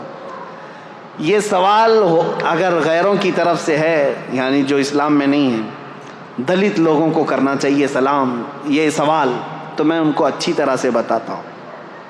جو آج ہمارے ہندوستان میں ایک طبقہ ہے، ہندوؤں میں کاسٹ کیے گئے ہیں، اور برہمن، چھتریہ، اور پھر شودر ہے، ویشیہ، یہ سب جو ہے نا الگ الگ قسمیں کی گئی ہیں، اور لوگوں میں یہ بٹھایا گیا ہے جو برہمن ہیں وہ بھگوان کے، برہما کے سر سے پیدا کیے گئے ہیں، اور باقی قومیں الگ، کوئی چھاتی سے پیدا کیا، کوئی بازوؤں سے، اور جو شودر ہیں، دلت ہیں، وہ پیروں سے پیدا کیے گئے ہیں۔ منوسمرتی میں تو صاف یہ لکھا ہوا ہے کہ اگر کسی برہمن نے گیتا کے شلوک کسی دلت آدمی کو سکھا دیا تو وہ اس کے ساتھ دوزخ میں جل جائے گا، جہاں پر بھی ہوگی ان کی نرک، وہاں وہ برہمن بھی جلے گا۔ دلت کو اگر سکھا بھی دیا ایک شلوک، کس کا؟ گیتا کا، کیونکہ چنڈال اس کو کہتے ہیں، یہ بار بار ہم سے کہتے ہیں، قرآن کہتا ہے انما المشرکون نجس، قرآن میں کہا گیا مشرک نجس ہیں۔ منوسمرتی اٹھا کر کے دیکھو گے تو آپ کو پتہ چلے گا جگہ جگہ دلت لوگوں کو چنڈال چنڈال ہی کہا گیا۔ چنڈال چور کو کہتے ہیں، اور جتنے دلت ہیں سب چور، منوسمرتی کے قانون کے حساب سے۔ وہ بیچارے آج ان بھکت بنے ہوئے ان کے پیچھے گھوم رہے ہیں، ان کو پتہ نہیں ہے تم کو یہ چنڈال سمجھتے ہیں، چنڈال۔ اور اس کے بعد یہ جو بھید بھاؤ ہے، چنڈال کو اگر ایک شلوک گیتا کا سکھا دیا تو کیا ہے؟ نرک میں جل جائے گا۔ کون؟ برہمن جل جائے گا۔ اور میرا نبی کہتا ہے تم نے اگر کسی کو ایک آیت بھی سکھائی، ساتھ میں جنت جاؤ۔ خیرکم من تعلم القرآن وعلمہ، میرے آقا فرماتے ہیں تم میں سب سے بہترین آدمی وہ ہے جو قرآن سیکھے اور دوسرے کو سکھا دے۔ یہاں بھید بھاؤ نہیں رکھا گیا، یہ نہیں کہا گیا چنڈال کو نہیں سکھاؤ گے۔ ہمارے ہاں کسان کا کام کرنے والا، کھیتی باڑی کرنے والا ایک عام کسان کا بیٹا بھی اگر حافظ قرآن ہو تو بڑے بڑے امیروں کا بھی امام بن سکتا ہے، مسلح اس کا حق ہے۔ ہم اس کی ذات پات کو نہیں دیکھتے کہ تو خان ہے کہ پٹھان ہے کہ شیخ ہے، کیا ہے۔ مسلح پر امام کو ہم یہ کہہ کر کے نہیں بڑھاتے، ہم مسلح پر جس کو بڑھاتے ہیں یہ دیکھ کر کے کہ تو میرے مصطفیٰ کی کتنی سنتوں پر عمل کرتا ہے۔ قرآن سب کے لیے عام رکھا گیا ہے۔ میرے عزیزو، ان سے میں کہتا ہوں، آپ یہ کہہ رہے نا کیوں اسلام ہی، کیوں اسلام کو فالو، ایک ہی سوال پر میں آ گیا ہوں، حالانکہ مجھے ابھی تاریخ اسلام بتانی تھی۔ سب سے پہلا سوال یہی تھا کہ اسلام کو ہی فالو کیوں کریں۔ صاف سی بات ہے، آپ یہ بھید بھاؤ کو ختم کرنے والی چیزیں لے کر، ہاں کچھ لوگ کہتے ہیں آپ کے یہاں بھی ہیں برادریاں ہیں، میں کہتا ہوں ہزار ہمارے یہاں شرابی ہوں، جوے باز ہوں، چور ہوں، برادریوں میں فرق کرنے والے لوگ ہوں، میں ان کو یہ نہیں کہتا کہ وہ اسلامی قانون پر عمل کر رہے ہیں، یا ان کا اپنا بنایا ہوا طریقہ ہے، بدعتیں ہیں، ورنہ میرے آقا صلی اللہ تعالیٰ علیہ وسلم کا جو دین ہے وہ ان سب چیزوں سے پاک ہے۔ اس لیے میں مسلمانوں سے کہتا ہوں، خاص طور پر ہمارے شمال ہند میں اتر پردیش، بہار اور بنگال، اس طرف جو ہے یہ برادریوں کا تعصب اتنا زیادہ ہے، یہ انصاری ہے، یہ جولا ہے، یہ خان ہے، یہ پٹھان ہے، یہ شاہ ہے، یہ شیخ ہے، یہ منصوری ہے، انصاری ہے، نہ جانے کتنی چیزیں بنا کر کے رکھا ہے۔ ٹھیک ہے، خاندان تعارف کے لیے تھا، ایک دوسرے کو پہچاننے کے لیے قبائل بنے گئے تھے، لیکن یہاں تو ایک دوسرے کو جھگڑا کرنے کے لیے، ایک دوسرے کو نیچا دکھانے کے لیے۔ میں ایک علاقے میں پروگرام کر کے ابھی آیا ہوں، حج سے پہلے کی بات ہے، میں نام نہیں بتاتا، اس پورے علاقے میں ایسا ہے، انصاریوں کا ایک گٹ ایک محلے میں رہتا ہے، مسلمان ہیں سارے، یہ ایک برادری ہے. اور پھر ابھی قریب کی بات ہے کہ کوئی الیکشن کے لیے کھڑا ہو گیا، پٹھان تھا، خان تھا، سارے انصاریوں نے مل کر کے ہرایا، کہا ہندو جیتے گا چلے گا لیکن پٹھان نہیں. نعوذ باللہ من ذالک. میں نے پوچھا کہ وہ جو خان صاحب کھڑے تھے، مجھے اس سے لینا دینا نہیں ہے کہ کون جیتتا ہے کون ہارتا ہے، لیکن میں کہہ رہا ہوں یہ تعصب کیوں آیا؟ میں نے کہا کیا وہ بدعقیدہ تھے؟ کہا نہیں نہیں، بدعقیدہ تو ہمارے محلے میں ہے ہی نہیں، وہ بھی مسلک اعلیٰ حضرت والا، ہم بھی مسلک اعلیٰ حضرت. میں نے کہا یہ تعصب کہاں سے آیا؟ کہا نہیں، اگر وہ آتے تو ہم کو مارتے، تم لوگ کم ذات والے لوگ ہو. نعوذ باللہ من ذالک. یہ تمام چیزیں ان لوگوں سے تمہارے درمیان آئی ہیں جن کے ساتھ آج اٹھک بیٹھک ہو رہی ہے. شودر لوگوں کے ساتھ جو سلوک برہمن کرتے ہیں، یہ سب چیزیں اسلام میں بالکل نہیں ہیں. اسلام ان چیزوں سے پاک ہے. آپ کو پتہ ہے ایک بار حضرت ابو ذر غفاری رضی اللہ تعالیٰ عنہ نے حضرت بلال کو صرف یہ کہا تھا، کالی ماں کے بیٹے، میرے آقا صلی اللہ علیہ وسلم اتنے ناراض ہوئے تھے. پوچھا تھا افیک الجاہلیہ، اے ابو ذر ابھی تمہارے اندر جاہلیت ہے، ابھی جہالت کے زمانے میں پل رہے ہو؟ حضرت ابو ذر آئے، حضرت بلال کو یہ نہیں کہا کہ غلطی ہو گئی معاف کر دو، کہا ہاتھ پکڑ کر کے لائے، مسجد میں لیٹ گئے، کہا اے بلال تم اپنا یہ کالا پیر میرے چہرے پر رکھ کر رگڑ دو تاکہ مجھے میری غلطی کا احساس ہو جائے. میں نے کیسے کہہ دیا تم کو کالی عورت کے بیٹے، مجھ سے خطا ہوئی، اب تم یہ اپنا پیر میرے چہرے پر رکھو، میں اس لائق ہوں. وہ اس بات کو بھی پسند کر رہے تھے کہ بلال اگرچہ کالے ہوں لیکن اپنا پیر میرے چہرے پر رکھ دیں. حضرت بلال نے ان کو اٹھا لیا، سینے سے لگا لیا، کہا میرے اور تمہارے درمیان جو کامن چیز ہے وہ یہ ہے، تم بھی اسی رسول کے غلام ہو جس کا غلام میں ہوں. یہ چیز ہمیں دین اسلام میں جوڑے رکھتی ہے. عزیزان گرامی اوقات، تم سوال یہ کر رہے ہو اسلام کو ہی کیوں فالو کیا جائے؟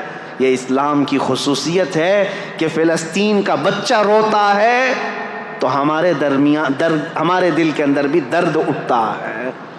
اسلام نے جوڑ کر کے رکھا ہے. یونیٹی ایسی ہے، اللہ کی قسم حج کر کے آؤ تو پتہ چلے گا، حج کر کے آؤ پتہ چلے گا وہاں اللہ کریم نے ایک لباس میں پوری دنیا کو کس طرح سے بلایا ہے. کسی بادشاہ کو تم پہچان نہیں سکتے. ابھی پچھلے سال کی بات میں 2022 میں افریقہ کا ایک ملک ہے، چھوٹا سا ملک ہے، وہاں کا پریسیڈنٹ آیا تھا اور ہر پریسیڈنٹ کو ایک پروٹوکول دیا جاتا ہے سعودی گورنمنٹ کی طرف سے. اس کو کچھ فوجی دیے جاتے ہیں، گاڑی اسپیشل ہوتی ہے، ان کے ٹینٹ الگ لگتے ہیں، لیکن اس نے ساری چیزوں کو قطعاً منع کیا تھا. کہا تھا کہ میں جس طرح میری کنٹری کے لوگ حج کے لیے جا رہے ہیں میں ویسی حج پہ جاؤں. اور اس کی ایک فوٹو وائرل بھی ہوئی تھی، مینا کے روڈ پر وہ بغیر بستر کے ہاتھ کا تکیہ بنا کر سو رہا تھا. اپنے ملک کا بادشاہ ہے. 1 سال پہلے کی بات دیکھا ہم نے اور پھر یہ احساس ہوا اللہ کریم نے اسلام میں یہ خصوصیت رکھی ہے. حضرت عمر فاروق رضی اللہ تعالیٰ عنہ بھی وہی کھاتے تھے، حضرت ابو بکر بھی وہی کھاتے تھے جو مدینے کے عام لوگ کھایا کرتے تھے. عزیزان گرامی اوقات، اسلام ہی کیوں، اس کی خصوصیات ہیں. میں لوگوں سے یہ کہوں گا مسلمانوں کے بعض عمل کو دیکھ کر کے تم یہ جج مت کرنا کہ اسلام میں کیسا ہے. تم کو چاہیے کہ اسلام کو پڑھو اور اس کے بعد اسلام میں آؤ. میں سب کو دعوت دے رہا ہوں، RSS والوں کو بھی دعوت ہے، کھلی دعوت ہے، آخری سانس تک یہ دعوت ہے، کیونکہ اچھائی کی دعوت تو دینا ہے نا. کسی کو ڈر لگتا ہے تو جائے، اچھائی کی دعوت ہے. میرے نبی پاک صلی اللہ تعالیٰ علیہ وسلم کا دین ہے. جب آپ ہمیں دعوت دیتے ہیں کسی چیز کی تو ہم بھی آپ کو دعوت دے سکتے ہیں، آؤ پڑھو.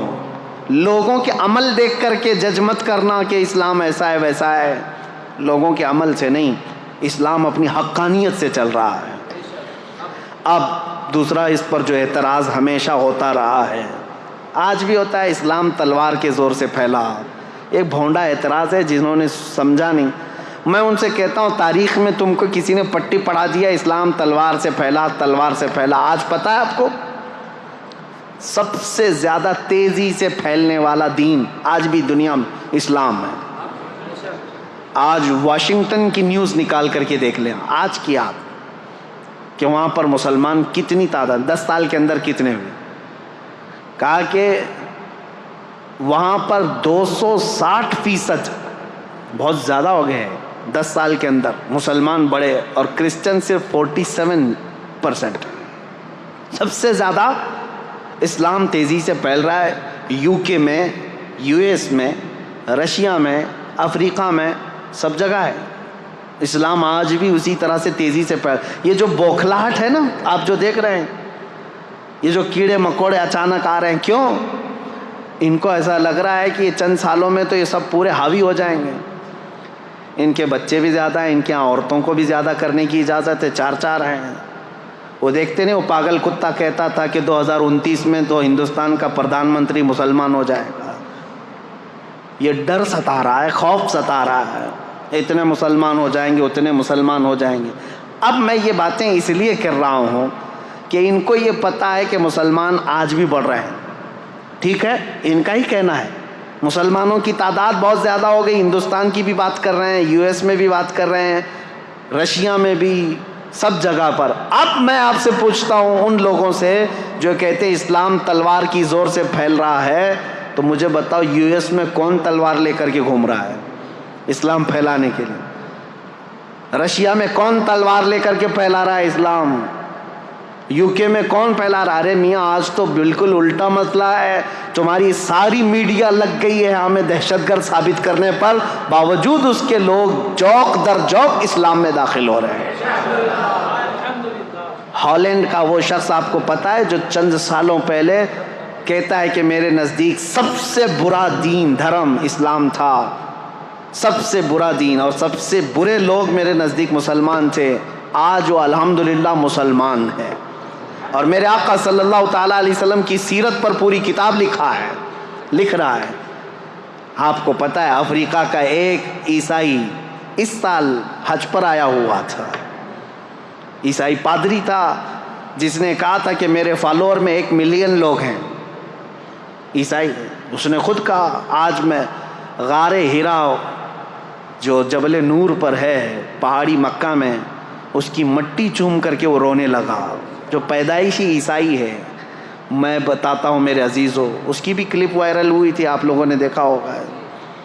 اس نے کہا کہ میں اس میں فخر محسوس کرتا ہوں, اسلام میں آیا اور سارے لوگوں کو اس دین میں لاؤں گا. مجھے یہ فرق نہیں پڑتا, میرا ٹاپک یہ نہیں ہے. میرا ٹاپک یہ ہے, میں پوچھنا چاہتا ہوں اس عیسائی پادری کی گردن پر کس نے تلوار رکھی؟ اسلام قبول کرو. جھوٹا پروپیگنڈا پھیلاتے ہو کہ اسلام تلوار کی زور سے پھیلا ہے. پریکٹیکل تو کسی کو نظر نہیں آتا. آپ نے کہیں سنا ہے؟ آپ نے کہیں سنا ہے کہ تلوار کی زور سے پھیلایا جا رہا ہے اسلام؟ نہیں ہے. میرے عزیزو, آج تو مسلمانوں کو ٹرول کرنے کے لیے تم نے ہر ہتھ کنڈا اپنا لیا. آتنکوادی یہ ہیں, ریپسٹ یہ ہیں, چور یہ ہیں, بہت زیادہ آوارہ یہ ہیں, نشہ خور یہ ہیں, ساری چیزیں تو تم نے ڈال کر کے رکھی ان کے اوپر الزامات. لیکن جو دین اسلام میں آ رہا ہے میرے عزیزو, وہ ہمارے عمل کی وجہ سے نہیں آ رہا ہے, وہ دین اسلام کی حقانیت کی کشش ہے جو قیامت تک کھینچتی رہے گی لوگوں کو. لوگ اس میں آئیں گے. اذا جاء نصر اللہ والفتح ورأیت الناس يدخلون فی دین اللہ افواجا. میرا رب فرماتا ہے جب اللہ کی مدد آ جائے گی, اے محبوب آپ دیکھیں گے لوگ اسلام میں فوج در فوج داخل ہوں گے, فوج در فوج داخل ہوں گے. RSS کے گوا کے رہنے والے ایک بڑے دانشور آدمی ہیں, انہوں نے کچھ سوالات کیے ہیں مسلمانوں کے متعلق, مجھے جواب دینا تھا. 10 سوالات انہوں نے کیے تھے, لیکن ابھی وہ ہمارے ٹاپک سے ریلیٹڈ نہیں. صرف ایک ہی بات انہوں نے کہا کہ مسلمانوں میں یہ عقیدہ کیوں ہے کہ کافروں کا صفایہ ہو جائے گا, اسلام غالب آ جائے گا, کافروں کا صفایہ ہو جائے گا. جواب صرف اتنا ہے, سمجھنے میں آپ کی غلطی ہو گئی. کافروں کا صفایہ ہو جائے گا, انہوں نے کیا سمجھا؟ قتل کر کے مار ڈالیں گے سب کو. ہاں, ہم بھی کہتے ہیں ہوگا صفایہ, گردنوں کا صفایہ نہیں, شرک اور کفر کی غلاظت کا صفایہ ہوگا. حضور اکرم صلی اللہ تعالیٰ علیہ وسلم کی نسل پاک میں ایک امام آئے گا جس کو امام مہدی کہا جائے گا, اور اس امام مہدی کے فوج اور ان کی تبلیغ پر پھر سب کفار کا صفایا ہوگا۔ مطلب یہ نہیں ہے کہ گردنیں مار دی جائیں گی، مطلب یہ ہے کہ دلوں کے اندر جو کفر و شرک کی غلاظت ہے اس کا صفایا ہوگا، اور پھر شرق سے لے کر غرب تک، شمال سے لے کر جنوب تک، ہر ایک کی لفظ، ہر ایک کی صدا ہوگی لا الہ الا اللہ محمد رسول اللہ۔ یہ ہمارا کہنا ہے۔ ہم یہ کہتے ہیں آپ خامخواہ کیوں ڈرے ہوئے ہیں کہ قتل ہو جائے گا؟ ہم قتل کی بات کہیں نہیں کیے کہ صفایا ہو جائے گا، قتل ہو جائے گا۔ اور پھر یہ جو پروپیگنڈا پھیلایا جاتا ہے میرے عزیزوں، تلوار کی زور سے پھیلا، تلوار کی زور سے پھیلا۔ ذرا دامن میں جھانک کر کے دیکھو، تاریخ پڑھ کر کے دیکھو، ہندوستان میں 700 سال تک تھے مسلمان حکومت کرتے ہوئے۔ اگر روز تلوار لے کر کے بیٹھے ہوتے تو ایک کیڑا بھی نہیں بچتا، بھی کوئی کیڑا بھی نہیں بچتا۔ سب کو زبردستی اگر داخل کیا گیا ہوتا تو سب 700 سال بہت ہیں، بہت ہیں میرے عزیزو۔ دین اسلام نے آزاد رکھا تمہیں۔ آج مندریں بھی باقی ہیں، 1000 سال پرانی، 800 سال پرانی، 900 سال پرانی۔ ہندوستان میں وہ مندریں بھی موجود ہیں اور لوگ بھی موجود ہیں، دھرم بھی موجود ہے۔ ہم نے زور زبردستی کسی کو بلایا ہی نہیں۔ قرآن میں اللہ فرماتا ہے لا اکراہ فی الدین، دین میں کوئی زور زبردستی نہیں، لیکن قیامت کا دن آنا ہے، فیصلہ تو اس دن ہونا ہے۔ اب اسلام کی خصوصیات یہ پوچھ رہے تھے کہ کیوں اسلام کو فالو کریں، اور پھر یہ اعتراضات، اسلام تلوار کی زور سے پھیلا، یہ ساری چیزیں ایک پروپیگنڈا ہے میرے عزیزو، پروپیگنڈا ہے۔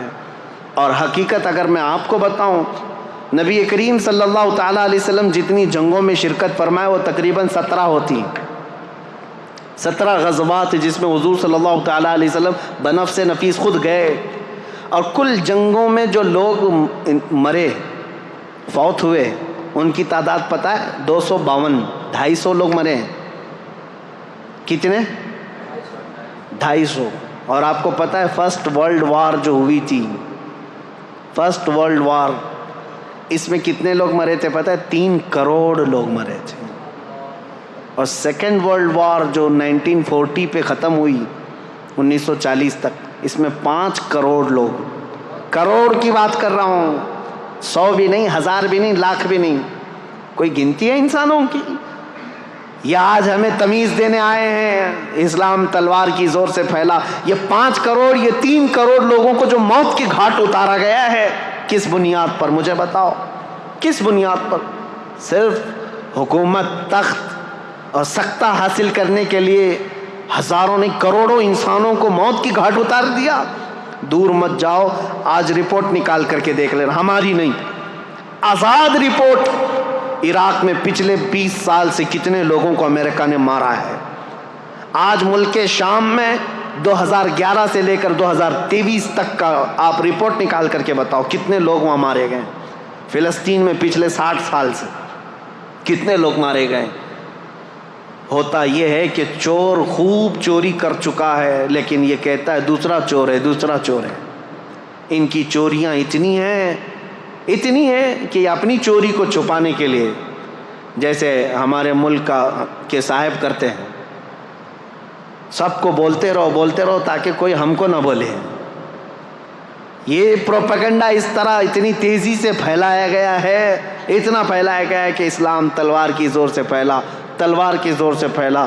اور مثال میں کیا لے کر کے آئیں گے؟ ان کے ہی پالے ہوئے کوئی ISIS کے ٹٹو لوگوں کو جو دہشت گردی کے ساتھ کسی کا گلا کاٹ رہے ہوں گے، کسی کو مار رہے ہوں گے، ان کی ویڈیو بنائیں گے اور پوری دنیا میں دہشت پھیلائیں گے، اور ایک ویڈیو سے تم 5 کروڑ لوگوں کی موت چھپا رہے ہو۔ آج پتہ ہے یہ سارا نظام، اگر میں تاریخ کے حساب سے بیٹھوں، کتنی موتیں ہوئی ہیں، تمہاری آنکھیں پھٹی رہ جائیں گی۔ عراق کی موتیں، ملک شام کی موتیں، ابھی یمن میں، افغانستان میں 20 سال یہ درندوں کی طرح ناچتے رہے پورے نیٹو کی فوجیں، تقریباً 45 کنٹریز کی فوجیں 20 سال تک افغانستان میں کیا کر رہی تھیں؟ مارا ہے انہوں نے، ہزاروں کی تعداد میں عام شہریوں کو مارا ہے۔ اتنی موتیں ہو جانے کے بعد اب سوال کرنے کا حق بھی نہیں بنتا تم کو کہ تم اسلام پر انگلی اٹھاؤ گے، جہاں میرے آقا صلی اللہ تعالیٰ علیہ وسلم کی زندگی پاک میں 17 جنگوں میں کل کتنے لوگ مارے گئے تھے؟ ایک طرف 250 کو رکھو، ایک طرف 8 کروڑ لوگوں کو، کوئی کمپیریزن ہے؟ کوئی تقابل ہے؟ میرے عزیزو، تاریخ کی سچائیاں آپ کے سامنے میں رکھنا چاہتا ہوں۔ اسلام پر اعتراضات کرنے والے کبھی ان چیزوں کو لے کر کے آتے ہیں، کبھی ان چیزوں کو لے کر کے آتے ہیں، بہت سارے اعتراضات ہیں۔ ابھی قربانی کا وہ گزرا، سعودیوں کے بھی اب نخرے زیادہ ہو گئے، وہ قربانی سے ابھی بچنے کی کوشش کر رہے ہیں، ابھی وہ نیوٹرل بننے کے لیے۔ ابھی دیکھا انہوں نے اپنا ایک نمائندہ یا ہندوستان بھیجا جو مندروں کی زیارت کرنے آیا ہے۔ یہ وہی ظالم لوگ ہیں جو ہمیں اولیاء اکرام کے مزارات پر جانے پر شرک کے فتوے لگاتے تھے۔ آج ان کا سب سے بڑا امام آیا ہوا ہے ہندوستان میں، جو دلی کے اور پتہ نہیں کہاں کہاں کی مندروں کی زیارت کرنے آیا ہے، اور بڑے شوق سے زیارت کر رہے ہیں اور تاریخ سمجھ کر کے، اور وہاں میرے آقا صلی اللہ تعالیٰ علیہ وسلم کے آثار کو مٹا کر کے رکھا ہے شرک اور بدعت کے نام پر۔ خیر وہ بات الگ ہے۔ یہ نیوٹرل بننے کے لیے، لوگوں کی واہواہی لینے کے لیے اب قربانی کے مسئلے پر بھی آ گئے ہیں۔ اس سال حج کے دوران ہم نے دیکھا ہے قربانیوں کا کیا کیا سلسلہ ہوتا ہے۔ بہرحال میں یہ کہہ رہا ہوں، یہ جگہ جگہ سے یہ بات اٹھاتے ہیں۔ اسلام اگر اتنا ہی اچھا ہے تو اتنے جانوروں کو کیوں کاٹ دیا جاتا ہے بقرعید دن؟ ہر مسلمان مالک کے نصاب جو ہے بکرے کو کاٹتا ہے، گائے کو کاٹتا ہے، بھینس کو کاٹتا ہے، اونٹ کو کاٹتا ہے، جو جائز جانور ہیں ان میں۔ اب تو ہم یہاں پر گائے نہیں کاٹتے، لیکن جو بھی کاٹتے ہیں اس کا اتنا واویلا مچایا جاتا ہے۔ پتہ ہے یہ جانور کیوں کاٹے جاتے ہیں؟ یہ ہمارا دینی فریضہ ہے، لیکن حقیقت میں آپ کو بتاؤں، ایسے لوگوں کا یہ اعتراض ہے، ان کو کبھی دوسرے گھر نہیں نظر آتے۔ یہودی دین میں بھی قربانی ہے، عیسائیوں کے دین میں بھی قربانی ہے، ہندوؤں میں بھی قربانی ہے۔ ان کے ابھی یہاں بلی چڑھانا ہے، بلکہ یجروید میں ہے، وید ہیں ان کے 4، سام وید، اتھر وید، یجروید، رگ وید۔ یجروید کے اندر یہ بات موجود ہے آج بھی کہ بھگوان کو کون کون سی چیزیں پسند ہیں، اس میں کئی جانوروں کے نام ہیں۔ اور خود رام کے بارے میں رامائن میں لکھا ہوا ہے کہ وہ ہرن کا شکار بہت شوق سے کرتے تھے۔ آج کرتے تو شاید بہت لمبا کیس ہوتا۔ ہاں ہرن کیونکہ ہمارے ہاں غیر قانونی ہے، اس کا شکار نہیں ہو سکتا۔ میرے عزیزو، جانوروں کی بلی اور قربانی ہر دھرم میں ہے، ہر دین میں موجود ہے، لیکن نظر صرف اسلام۔ یہ ان کی دگلی پالیسی ہے، ڈبل رول ہے۔ یہ آپ نہیں دیکھتے کہ صرف اسلام کی عید الاضحیٰ کی قربانیوں کو اتنا اچھالا جاتا ہے، بے زبان جانوروں کو مارا جاتا ہے۔ تمہیں پتہ نہیں ابھی جو بلی چڑھائی جاتی ہے وہ تو دیکھ بھی نہیں سکتے تم، جانور کو لا کر کے سیدھے اٹھا کر کے گردن پر مار کر کے الگ کر دیا جاتا ہے۔ یہ تو باتیں اپنی جگہ پر سارے دھرم میں، سارے دینوں میں قربانی ہے، سب میں ہے۔ میں ثابت کر کے بتاؤں گا، یہودیوں میں بھی ہے، عیسائیوں میں بھی ہے، ہندوؤں میں بھی ہے، سب میں ہے۔ لیکن ان کو پاپ جو لگتا ہے وہ صرف مسلمانوں کا عمل لگتا ہے۔ اور تو اور میرے عزیزوں، اسلام پر اعتراض کرنے والے سال بھر میں ایک دن قربانی کرتے ہو نا، ایک دن قربانی کرتے ہو۔ ان سے میں پوچھتا ہوں ذرا ڈیٹا نکال کر کے بتاؤ، میک ڈونلڈ والا کتنے کاٹتا ہے، KFC والے کتنے کاٹتے ہیں؟ یہ شدھ شاکاہاری لوگوں سے پوچھ رہا ہوں۔ تم نے اپنے ملک میں ان کو پرمیشن دے کر کے رکھا ہے۔ یہ ملٹی نیشنل کمپنیاں ہیں، تمہیں پتہ ہے پر ڈے کئی لاکھ گائے میک ڈونلڈ والا کاٹتا ہے۔ یہ اور بات ہے کہ انڈیا میں بیف کا ان کا نہیں ہے، دوسرے کنٹریز میں میک ڈونلڈ والوں کا بیف کا بھی موجود ہے، ان کے مینو میں ہے، سب جگہ بیچتے ہیں۔ کچھ جگہ تو خنزیر بھی بیچتے ہیں، جہاں جیسا دیس ویسا بیس ہے۔ لیکن کبھی آج تک ان میں سے کوئی بھی کیڑا اٹھا اور کہا کہ یہ تو نان ویج والا ہے، اس کو یہاں پرمیشن نہیں دینا چاہیے؟ نہیں، سب جگہ تم شوق سے ان کو چلاتے ہو۔ وہی اگر کسی مسلمان کی دکان بھی ہو جائے تو تعصب اتنا بڑھ گیا ہے، زہر اتنا بڑھ گیا ہے، کہہ رہے یہ مانساہاری ہے، یہ تو نان ویج ہے، اس کو ہٹاؤ یہاں سے، پاپ لگ جائے گا۔ میرے عزیزو، یہ ڈبل پالیسی کا اور یہ جو دو چہرے والا مسئلہ ہے یہ میں آپ کے سامنے رکھنا چاہتا ہوں. آج میری تقریر جو ہو رہی ہے وہ پوری ریکارڈ ہے، اور مجھے پتہ ہے ہمارا مجمع جو سن رہا ہے، میں نے شروع میں ہی کہا میں آپ کے لیے نہیں ہے. آپ الحمدللہ اس عقیدے سے وابستہ ہیں کہ میرے نبی کریم صلی اللہ تعالیٰ علیہ وسلم کا فرمان عالی شان ہمارے لیے زندگی کا آخری حرف ہے، اس کے بعد ہم سوچ بھی نہیں سکتے. ہمارا عقیدہ مضبوط ہے الحمدللہ. ہم دین اسلام کو حق سمجھ کر کے چل رہے ہیں، اس کے ہر مسئلے کو حق سمجھتے ہیں. میں ان لوگوں کو آج مخاطب کر رہا ہوں جن کے دلوں میں شکوک و شبہات ہے. اسے بہت سارے 40 سوالات کے اعتراضات میں لے کر کے آج آیا تھا، بہت لمبا ٹائم گیا. 40 طرح کے ان کے سوالات ہیں جو ایتھیسٹ لوگ بھی کرتے ہیں اسلام کے بارے میں. انشاءاللہ بیچ بیچ میں جب موقع ملے میں آپ کو بتاتا رہوں گا اسلام میں قربانی کیوں ہے، اسلام میں زیادہ بیویاں کیوں ہیں. اور یہ سب سوالات ایسے ہیں جو ان کے جیب میں خود موجود ہیں، خود کرتے ہیں. سوال اسلام کے ساتھ ہے. یہ آج اتنا پروپیگنڈا پھیلا ہے. نبی کریم صلی اللہ تعالیٰ علیہ وسلم نے ماں عائشہ صدیقہ سے نکاح بہت چھوٹی عمر میں کیا، جب ان کی عمر 9 سال کی تھی. عربوں میں رواج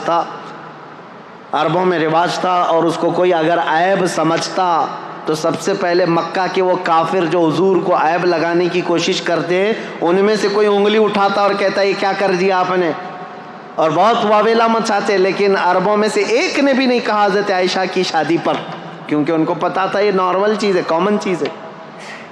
اور یہ کامن چیز ہے، اسی لیے تو یہاں مہا بھارت میں بھی موجود ہے، رامائن میں بھی موجود ہے، گیتا میں بھی ہے. بہت ساری شادیاں ایسی ہیں جن کا ذکر کروں تو کئی لوگوں کو تکلیف ہو جائے گی. ہاں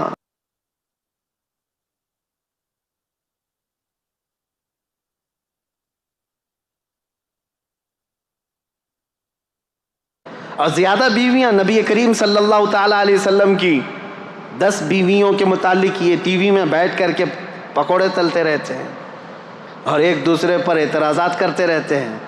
اسلام اسلام نبی پاک صلی اللہ تعالیٰ علیہ وسلم کبھی اپنے گھر کی خبر ہی نہیں لیتے. اپنی بھی کتابیں اٹھاؤ. 10 بیویاں کی ہیں لیکن ہر ایک کی حکمت ہے، میں بتاؤں گا. وہ مطلقہ تھیں یا بیوہ تھیں، نبی کریم صلی اللہ علیہ وسلم نے ان سے نکاح کر کے وہ درجہ دیا ہے کہ ان کو پوری کائنات کے مومنوں کی ماں بنا دیا، امہات المومنین بنایا. لیکن کلپنا بھی نہیں کی جا سکتی، تصور بھی نہیں کیا جا سکتا. ایک بھگوان تو ایسے ہیں جن کے 16,400 بیویاں ہیں، اور وہ ایک رات میں سب کے پاس بھی جا کے آتے تھے. یہ مذاق کی بات نہیں کر رہا ہوں، کتاب میں جو موجود ہے اتنی بات کروں گا. کہ زیادہ اگر اس پر مذاق کروں تو غلط بات ہے. جب یہ چیزوں پر ہم نے کبھی آپ کے ساتھ کوئی چھیڑ چھاڑ نہیں کیا، 16,000 نہیں 32,000 رکھ لو، کیا فرق پڑتا ہے. لیکن تم ادھر انگلی نہ اٹھاؤ میرے نبی پاک کی طرف. ایک بات یاد رکھو. اور کم سنی کے بارے میں بھی اگر انگلی اٹھاؤ گے تو ہم پوری لسٹ لے کر کے بیٹھے ہیں کہ کون کون کتنی عمر میں شادی کیا ہے، سب کی لسٹ موجود ہے. آپ کو میں بتاؤں بہت پرانا تو میں کہہ رہا ہوں کہ 1400 سال پہلے کی بات ہے. اس وقت کامن بات تھی 9 سال کی لڑکیاں. لیکن یہاں تو دیش آزاد ہونے کے بعد بھی، میں خالی آپ کے سامنے نام دے دیتا ہوں، چیک کر لینا آپ کی ذمہ داری. سب سے بڑی شخصیت کے نام سے مشہور ہے ہندوستان میں، یعنی غیر مسلموں کی بات کر رہا ہوں. بابا صاحب بھیم راؤ امبیڈکر، ان کی شادی کب ہوئی، کس سے ہوئی، کتنی عمر میں ہوئی، یہ ریسرچ کرنا تمہاری ذمہ داری ہے. رویندر ناتھ ٹیگور، جس کے ذریعے سے جن گن لکھا گیا ہے، جو پورے ہندوستان کا قومی ترانہ ہے آج، نیشنل اینتھم، اس کے رائٹر رویندر ناتھ ٹیگور. جا کے معلوم کرنا اب تمہاری ذمہ داری ہے کب شادی کیا، کس سے کیا اور کتنی عمر میں کیا. یہ تو 100 سال سے پہلے کے لوگ نہیں ہیں، ابھی کے ہیں. ان کے گھروں میں جو شادی ہو کر کے آئی لڑکیاں، وہ 15 سال سے کم کی ہیں، 10 سال کی ہیں، کوئی 12 سال کی ہیں. اور تم 1400 سال پہلے کے اعتراضات اٹھاتے ہو. نبی کریم صلی اللہ تعالیٰ علیہ وسلم نے ماں عائشہ صدیقہ سے 9 سال کی، ابھی تو 2 ہی مثالیں دیا، پوری لسٹ موجود ہے ہمارے پاس۔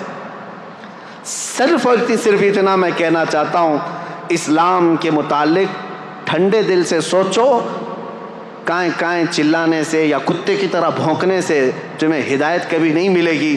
اسلام کو بہت سارے لوگوں نے پڑھا ہے اور الحمدللہ جب دل نرم ہوا ہے تو انہوں نے بھی پکار کر کے کہا ہے۔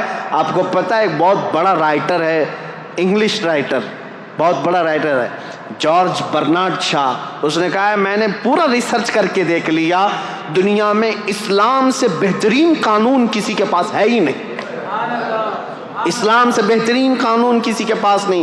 اور اس نے یہ سب سے بڑی بات کہی کہ ریولیشن جو دنیا میں آتے ہیں، کبھی لینن کا ریولیشن آیا اور کبھی اسٹالن کا آیا، کبھی جو ہے بات چلتی رہی کس کی، آئنسٹائن کے سائنس کا نظریہ پھیلتا رہا، سب کے ایک ریولیشن آئے ہیں، سب سائنٹسٹ بھی اپنے اپنے نظریات لے کر کے آئے ہیں، لیکن آپ کو پتہ ہے اس نے کہا ان کے ریولیشن 100 سال 200 سال کے بعد ٹھنڈے پڑ گئے۔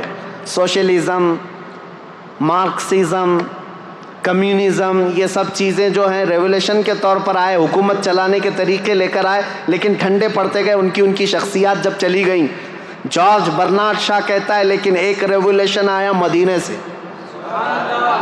اور وہ ریولیشن ایسا ہے کہ اس کے بانی محمد صلی اللہ تعالیٰ علیہ وسلم 63 سال کے بعد وفات کر گئے، لیکن اس ریولیشن کو میں آج دیکھ رہا ہوں 14 صدیاں گزر گئی، ہر آنے والے بچے کے اندر ان کا امپلیمنٹ ویسا ہی نظر آتا ہے جیسے مکہ کے مسلمانوں کا رہا ہوگا۔ آج بھی یہ اپنے دین کے لیے مر مٹنے کو تیار ہیں، آج بھی اپنے رسول سے ویسی محبت کرتے ہیں، نہ انہوں نے دیکھا، نہ ان کے باپ نے دیکھا، نہ دادا نے دیکھا، تقریباً ان کی 7 پیڑھیوں نے نہیں دیکھا ہوگا، لیکن محبت ایسی کرتے ہیں کہ ہر رات سوتے بھی ہیں تو تمنا یہی لے کر آج خواب میں میرے آقا تشریف لائیں۔ یہ حقیقت ہے یا نہیں مسلمانوں؟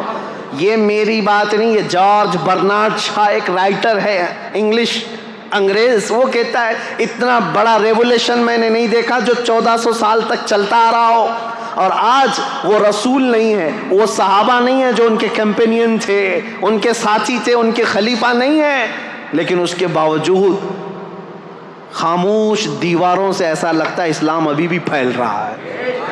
یورپ میں، امریکہ میں، افریقہ میں کون ہے جو جمال مصطفیٰ دیکھ کر کے آ رہا ہو؟ کوئی ہے نہیں، نہ صحابہ کو دیکھا، نہ اولیاء کو دیکھا۔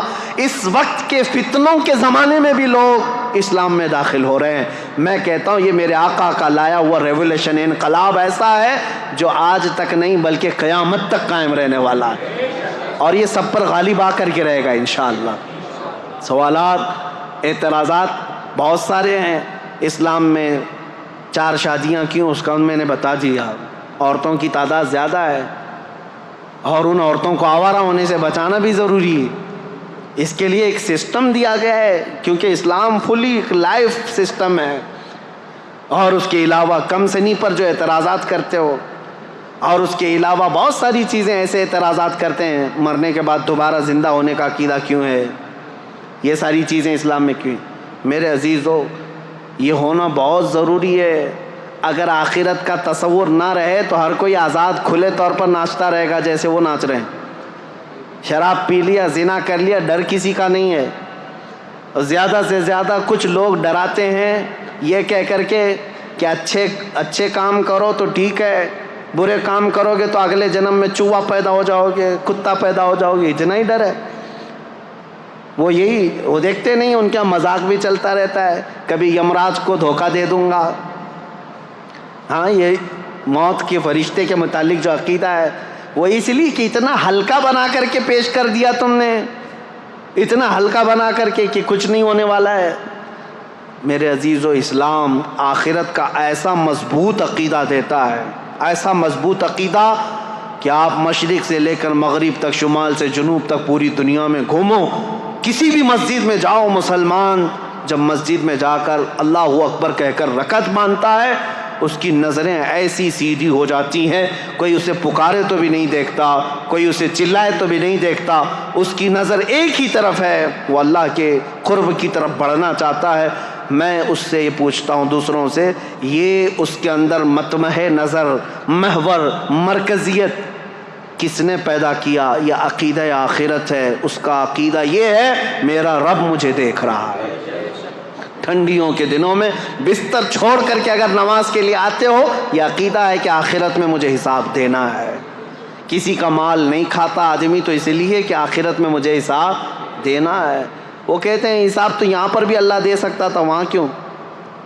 ایک سوال یہ بھی ہے، اللہ اگر چاہے تو یہیں پر حساب لے لیتا، برے لوگوں کو یہاں مار دیتا اور اچھے لوگوں کو یہاں اچھائی دے دیتا۔ نہیں میرے عزیزو، یہ انسان کی جان ایسی ہے، کچھ بندے ایسے ہیں جو اتنے گناہ کر چکے ہیں، ان کو موت بھی دے دو تو سزا پوری نہیں ہوتی۔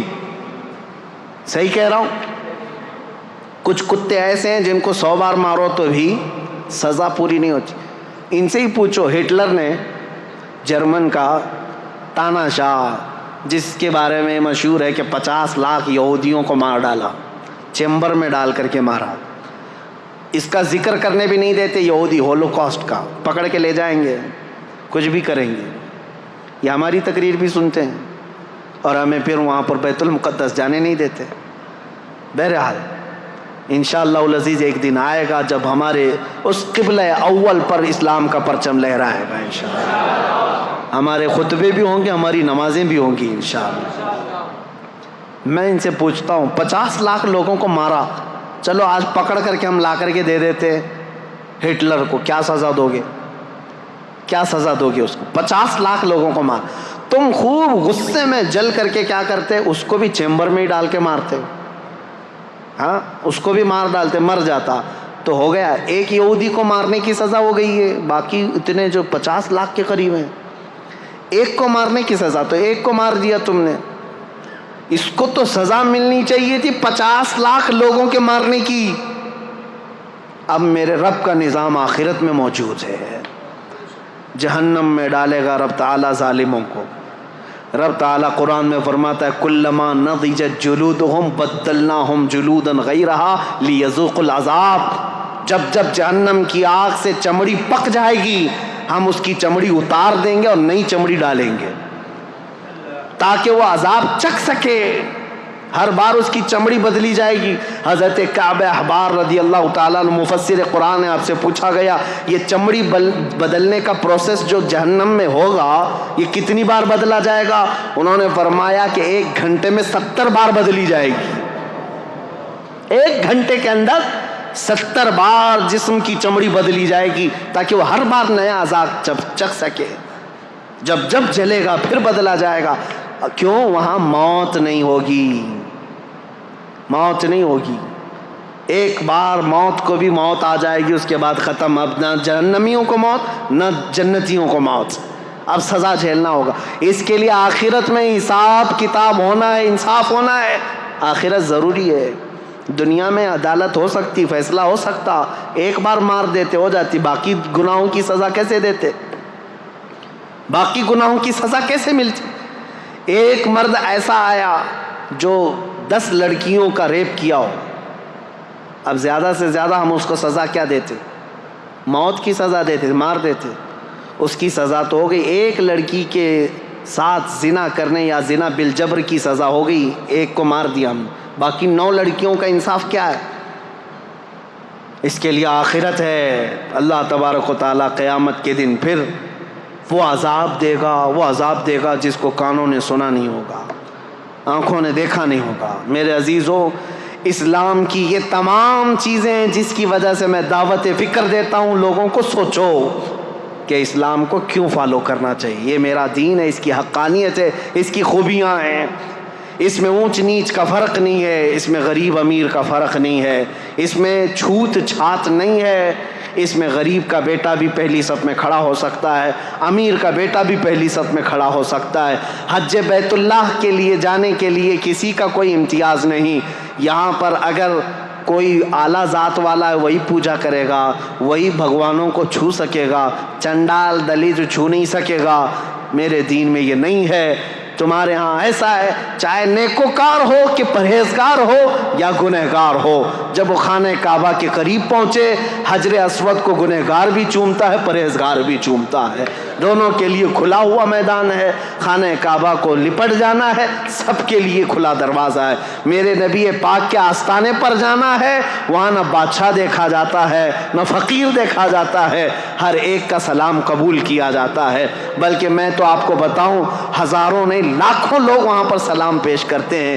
ایک وقت کا واقعہ مجھے یاد آتا ہے، ایک خاتون وہ کہتی ہے کہ حضور کی بارگاہ میں گئی، عورتیں جہاں سے سلام کرتی ہیں ساری عورتیں سلام کر رہی تھیں، کچھ عالمہ عورتیں تھیں، وہ میرے آقا کو اچھے اچھے لقب سے سلام کر رہی تھی۔ الصلاۃ والسلام علیک یا خاتم النبیین یا رحمت للعالمین یا شفیع المذنبین یا انیس الغریبین۔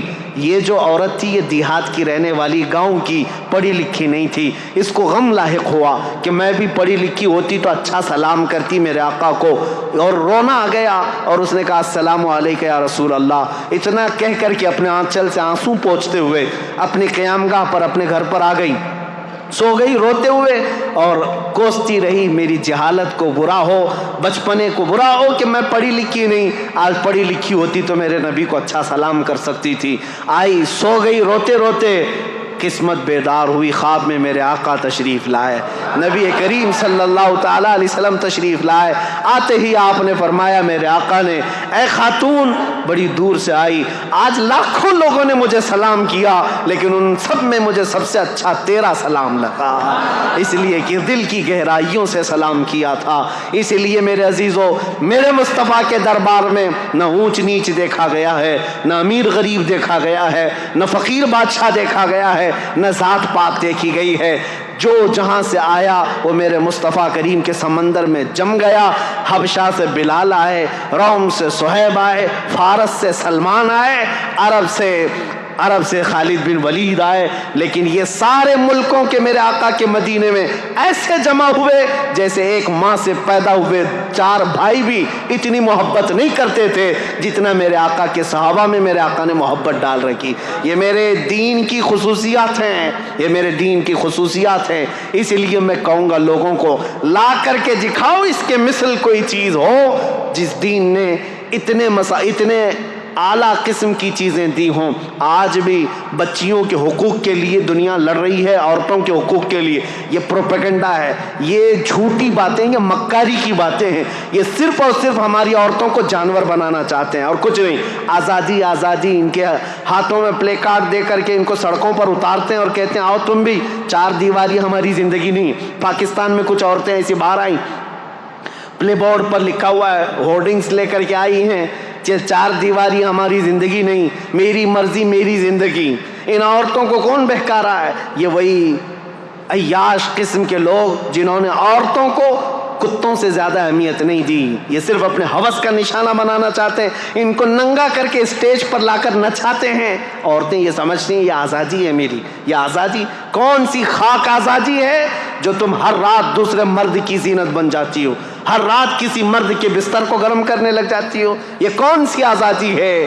عزیزان گرامی، یہ عورتوں کے حقوق نہیں، عورتوں کے حقوق میرے دین سے پوچھو، اسلام نے کیا دیے ہیں۔ میرے آقا نے فرمایا اگر ایک بیٹی بھی ہو صحیح طریقے سے پرورش کر کے نکاح کر کے دے دیا، حضور فرماتے میری شفاعت اس پہ واجب ہے، میں اس کو جنت میں لے کر کے جاؤں گا۔ بیوی کو ایک لقمہ حلال کا کھلایا، میرے آقا نے فرمایا صدقے کا ثواب ہے۔